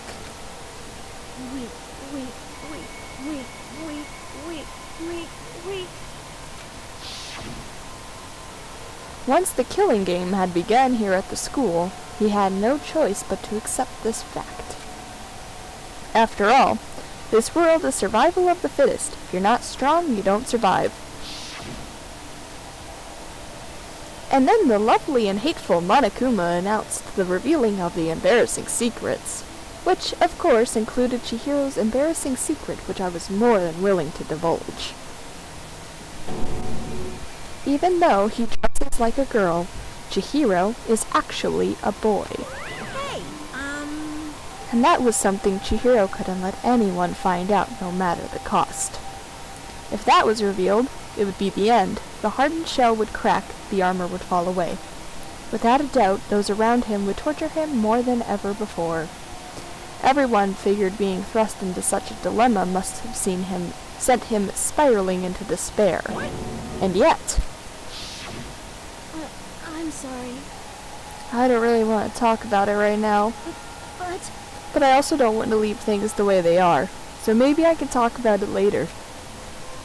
After I try my best to become strong, then I can tell everyone. Annoyingly, he used the threat of discovery to motivate himself to become stronger. That's right. Now's my chance. I want to change. I'm going to get stronger and accept who I am. Strong enough so that when someone says, even though you're a boy, I'll be okay, I'll get better. With that thought on the front of his mind, he resolved to take immediate action. And so, that day, he made the commitment to begin exercising. He was prepared to retrain his mind and body, but sadly, that would be the first and only chance he would get at it. hey, When he decided to start exercising, he thought it would be good to ask for someone's help. But he wanted to tell that person his secret first, and then ask them to help from there. And that person he went to, Yeah, that's right. it was me. Yep, it sure was. The biker gang fella had been painfully clear about how important his manly promises were. So Chihiro probably figured that even if he had confided in Mondo, his honor would make him keep the secret. Plus, Mr. Macho Mondo was the very symbol of a strong man that Chihiro had always aspired to. Maybe talking to Mondo about it will help give me some courage. So he went and asked Mondo for help to help him become strong. That was his aspiration. And he thought that only with Mondo's support would he ever be able to come close to that. Correct. So then, that must be why Mondo did what he did, to keep the promise he'd made to Chihiro. Huh? Did what he did? You mean that's why Mondo carried Chihiro from the boys' locker room to the girls' locker room? Indeed. Yes, that's exactly what I mean. Wasn't that to cover up what he'd done? Certainly. That could have been part of it, but I don't think it was the main reason. The real purpose was to keep the promise between men he'd made to Chihiro. But how does moving the body keep a secret? Because if everyone knew he'd been killed in the boys' locker room, then everyone would have been arguing about how she got into the boys' locker room, right? Once that started up, at least a few of us would immediately begin to suspect his identity. So, he tried to protect Chihiro's by putting him in the girls' locker room and stealing his handbook. See? Then Mondo did all that to keep the promise he'd made to Chihiro, who he'd also killed? Why would he do that? The more I hear you talk, the more I don't understand. I mean, you guys trusted each other, right? So why? Why did you? Because, no matter what, I didn't want anyone to know. I knew it. So that's what triggered it after all. The possibility of having your embarrassing memories and secrets exposed. What is this? That's impossible. Nothing could have been that bad. Something he didn't want anyone to know, even if it meant killing someone? It's impossible. Don't make me repeat myself. How many times must I repeat myself? To judge others by your own standard is the height of folly. Even if you can't comprehend it, he obviously can. That's all there is to it. Well, while we're on the subject, why don't I tell you? That embarrassing memory, that secret he didn't want anyone to know. You know what Mondo did? He killed his own brother. Mondo, the ultimate biker gang leader. makes all the hoodlums and riffraff across the country tremble. But the only reason he had the chance to join a gang in the first place was because of a certain someone. Mondo's older brother's name was Daya Owada. Mondo had nothing but respect for him. It was because of Daya that Mondo ever got on a motorcycle. Mondo's brother was his only family growing up. He was the only one Mondo could trust or respect. He wanted to measure up to his big brother, so he imitated him in everything he did. Mondo was the epitome of the starry-eyed kid brother. Meanwhile, the charismatic older brother had put together a local motorcycle gang, and before anyone knew it, it had grown into the biggest biker gang in the country. Daya, the older brother, number 1 in the gang, and his number 2, his younger brother Mondo. In the beginning, everything was peaches and gravy, but when Mondo started to think about how he would have to take over the gang from his brother someday, his brother's greatness, his reputation began to gnaw on Mondo's very soul. The kid's gonna take over for Daya, huh? Daya created this gang with his bare hands. Mondo's just along for the ride. Can someone like that really be our leader? All that'll do is make the gang look bad.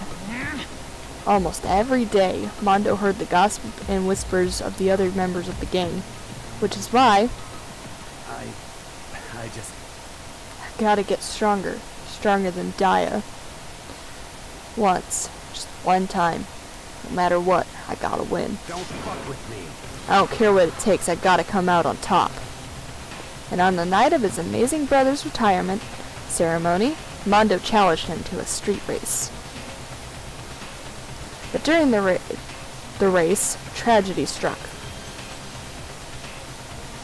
The kid brother pushed ahead with reckless abandon, eager for victory, and dashed onto oncoming traffic.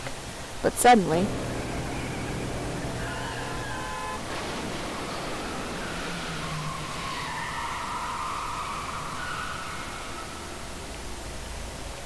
lying in his kid brother's arm, the older brother delivered his final words. "My bad, kid. I messed up. Sorry." Of course he knew it was his brother's fault, but Daya never blamed him for what happened. "Hey kid, the rest is up to you. No matter what, you gotta keep the gang together. 'Cause it's the team, you and me put together. It's a promise between men." He decided to hide the truth of what happened from everyone else in the gang.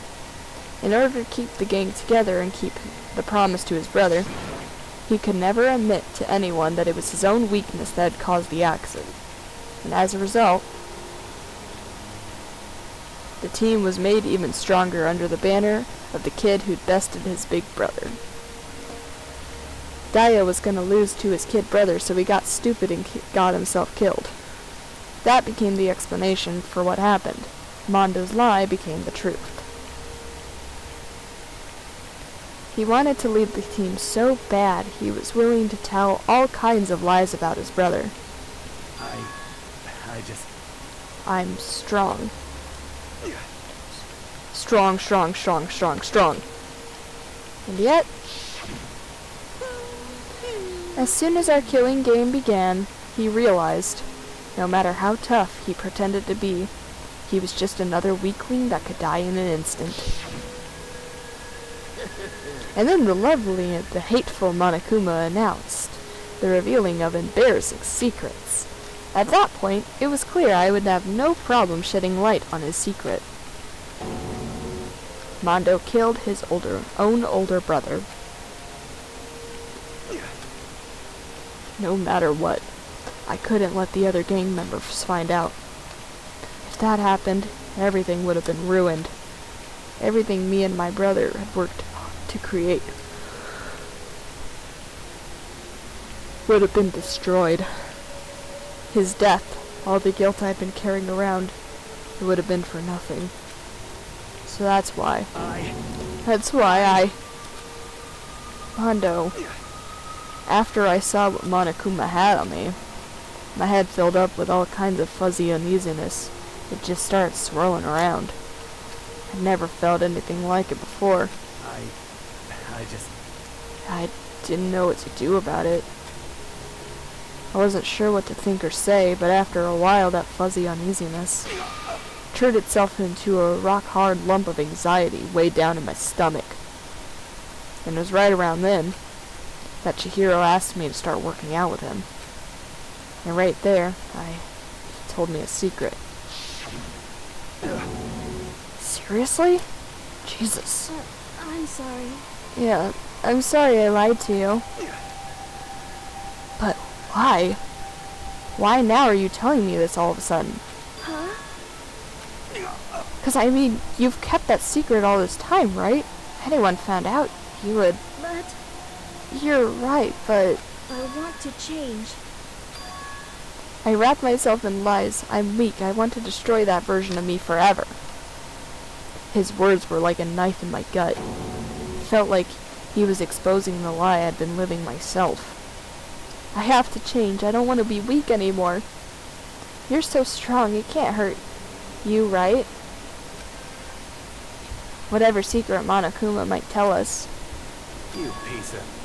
So what? You're saying I should just say it? What? You're saying if I really am, I should just be able to tell everyone my secret?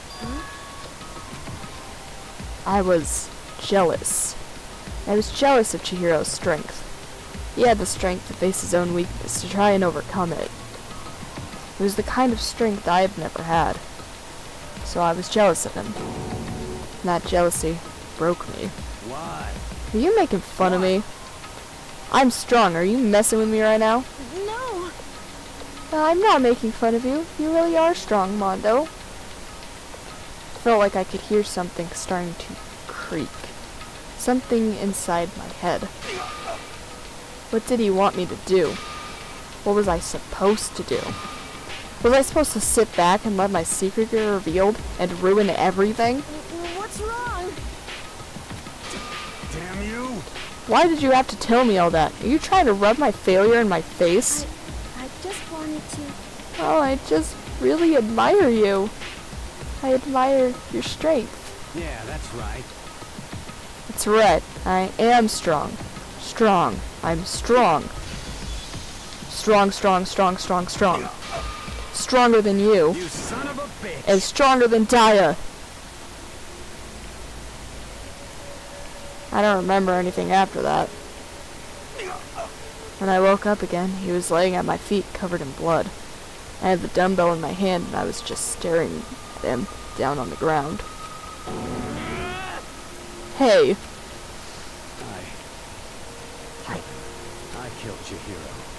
Even after all this time, I'm still just as weak as I've always been. And thanks to that, I did something I can never take back. Mondo. He was normally so aggressive, so angry. He hid that weak side away from everyone. That was his secret. A weakness that lived in his heart, like his... A weakness that lived in a heart like his, and it turned him cold-blooded. Dang nabbit.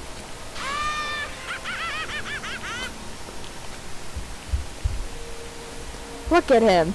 You see, you're all just like him. For a secret from the past, for a memory. For that, he killed a never-living human in cold blood. He couldn't cut free of his regrets from the outside world. He doesn't know what true strength is. Do you see hope anywhere in there? 'Cause I sure don't. Just shut up! Go ahead and say that again, I dare you. Yep. Alright, I'll say it as many times as I want, is what I want to say, but unfortunately I can't do that right now, because the time for punishing is fast approaching. Punishing? You mean execution? That's what I promised you, right? The black one that disturbs the peace will be punished. Ridiculous. Hold on. Now then, I prepared a very special punishment.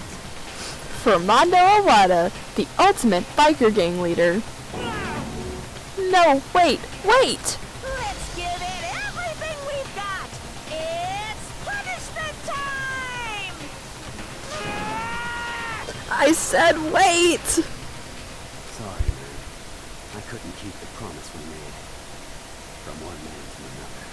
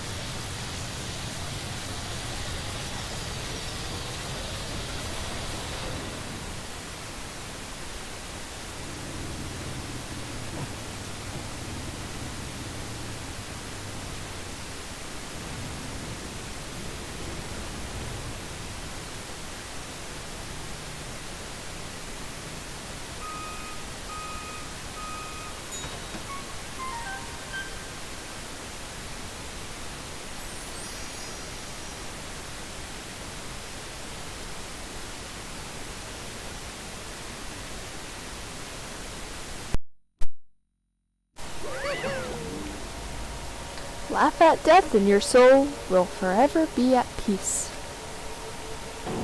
It can't be. My brother. Another murder, another execution. I want to feel again. Everyone's lives are taken so lightly here. I feel like I might be going mad. Maybe I'll just let it happen.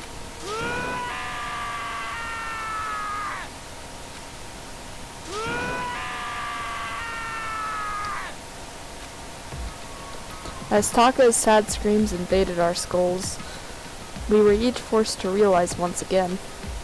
But of course he had to. What a disappointment. This is the end of the game. Togami? What is this? You're completely insane, don't you know that? A game? One of our friends is dead. Do you even realize that? Naturally. Of course I do. Because this game is life or death. Hey, I don't have anything to say to you. I don't have a response except that however, I just don't understand why. Why did you go out of your way to disguise Mundo's crime? What? Why? Isn't it obvious? Because it made things more interesting. His voice was calm, emotionless, like the voice of death. It chilled me to the bone. Last night, when the murder took place, I was in the library, as usual. Honestly. So you ignored the nighttime rule, too. That rule never mattered to me. I don't recall agreeing to it. There is nothing to be But I don't particularly care. Please continue. The night grew late, and I decided to return to my room, which is when I stumbled upon him. I spotted Mondo coming out of the girls' locker room. After he'd gone, I looked inside and saw the corpse. What? You mean you actually witnessed the murder? He was such a fool, he didn't even have the slightest idea that I'd seen him. Well, So, you're saying you knew who the culprit was from the very beginning? That's right. Indeed. But if that had been the end of it, how boring would that have been? I mean, what a waste of time to have the answer revealed right at the beginning. Which is why I decided to lend a little helping hand. I thought it would liven things up. You did all of that to liven things up? I see. So, hearing about Genocide Jack from Toko, you decided to use that to create the the fake murder scene. But Dang, man. If we hadn't figured out who'd really done it, you would have been dead too, right? Well, obviously, I would have revealed the truth before it reached that point. Of course. Togumi turned and looked me in the eye. I could feel his sharp eyes piercing into me. Thanks to a certain remarkable someone, it never did. And I was able to perform an interesting experiment. Interesting. Once I do decide to become a blackened, I now know who I'll have to watch out for. Well, so that was your reason. Are you satisfied? Indeed. Yes, we're done listening to your story. Moving on. Hey, There's something I'd like to ask Monokuma. What's this? Oh, I'm up next? You like to perform these elaborate executions each time, correct? My question is, why? Do you like them? But you know, this punishment, this despair, it's not just for you. All this punishment, all this despair is my gift to mankind itself. what? You're over-exaggerating. I'm not over-exaggerating. These punishments are meant to transform all hope to despair. What do you mean? Mean? Mean? Mean. What the heck? Mean. Good grief, I don't understand why I have to pick apart every little stupid thing. Whatever, it doesn't matter. In the end, I'm going to stand alone as the victor, and then everything will be revealed to me. Ah, the noble son of a noble family. Truly, you understand me. I think this is the start of a terrifying friendship. Shut up, I would never stoop to the level of a childish criminal like you. Let me just say this. After I have achieved complete victory, you're up next. I'm going to find you and kill you, understood? In the name of my family. In the name of the Togumi family, for which victory is a foregone conclusion. You're getting all riled up. Oh, so cool! It's like you're the main character of a video game or something. No trash mob for you. I swear, whatever it takes, I will kill you. Temper. Sounds like someone needs a nap.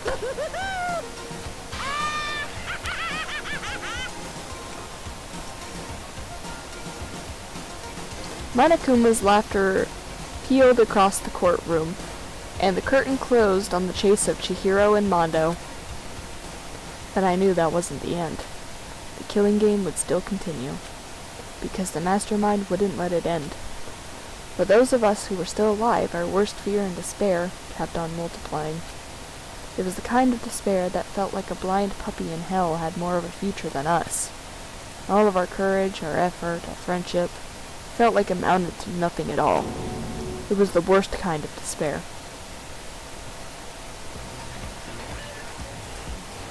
Well, anyway, like I was saying, this is a pretty good spot. Yeah, a really good spot. Anyway, isn't it amazing how that girl went and killed someone before things even had a chance to get boring? Once things really get moving, it'll be like a roller coaster. There won't be any stopping it. Fear and despair charge forward at a speed nothing can hope to match. But I must admit, I'm disappointed. I went to all the pain and effort of making you part of the group, and you couldn't play your part. You do remember you were supposed to make the first move, right? Well, no biggie. Nothing we can do about it now. So just do your best to make things more exciting from now on, okay? After all, that's what everyone wants to see. There's one thing I'd like to ask you. As long as you don't want to know my measurements, fire away. Who is it? The 16th high school student, I mean. Ooh. My, you really took me by surprise there. I know I said you could ask anything, but super denied, ultra denied, demonic denied. Because you see, that's my ace in the hole. And nobody'd be dumb enough to reveal that, right? No matter how close they were to their friends.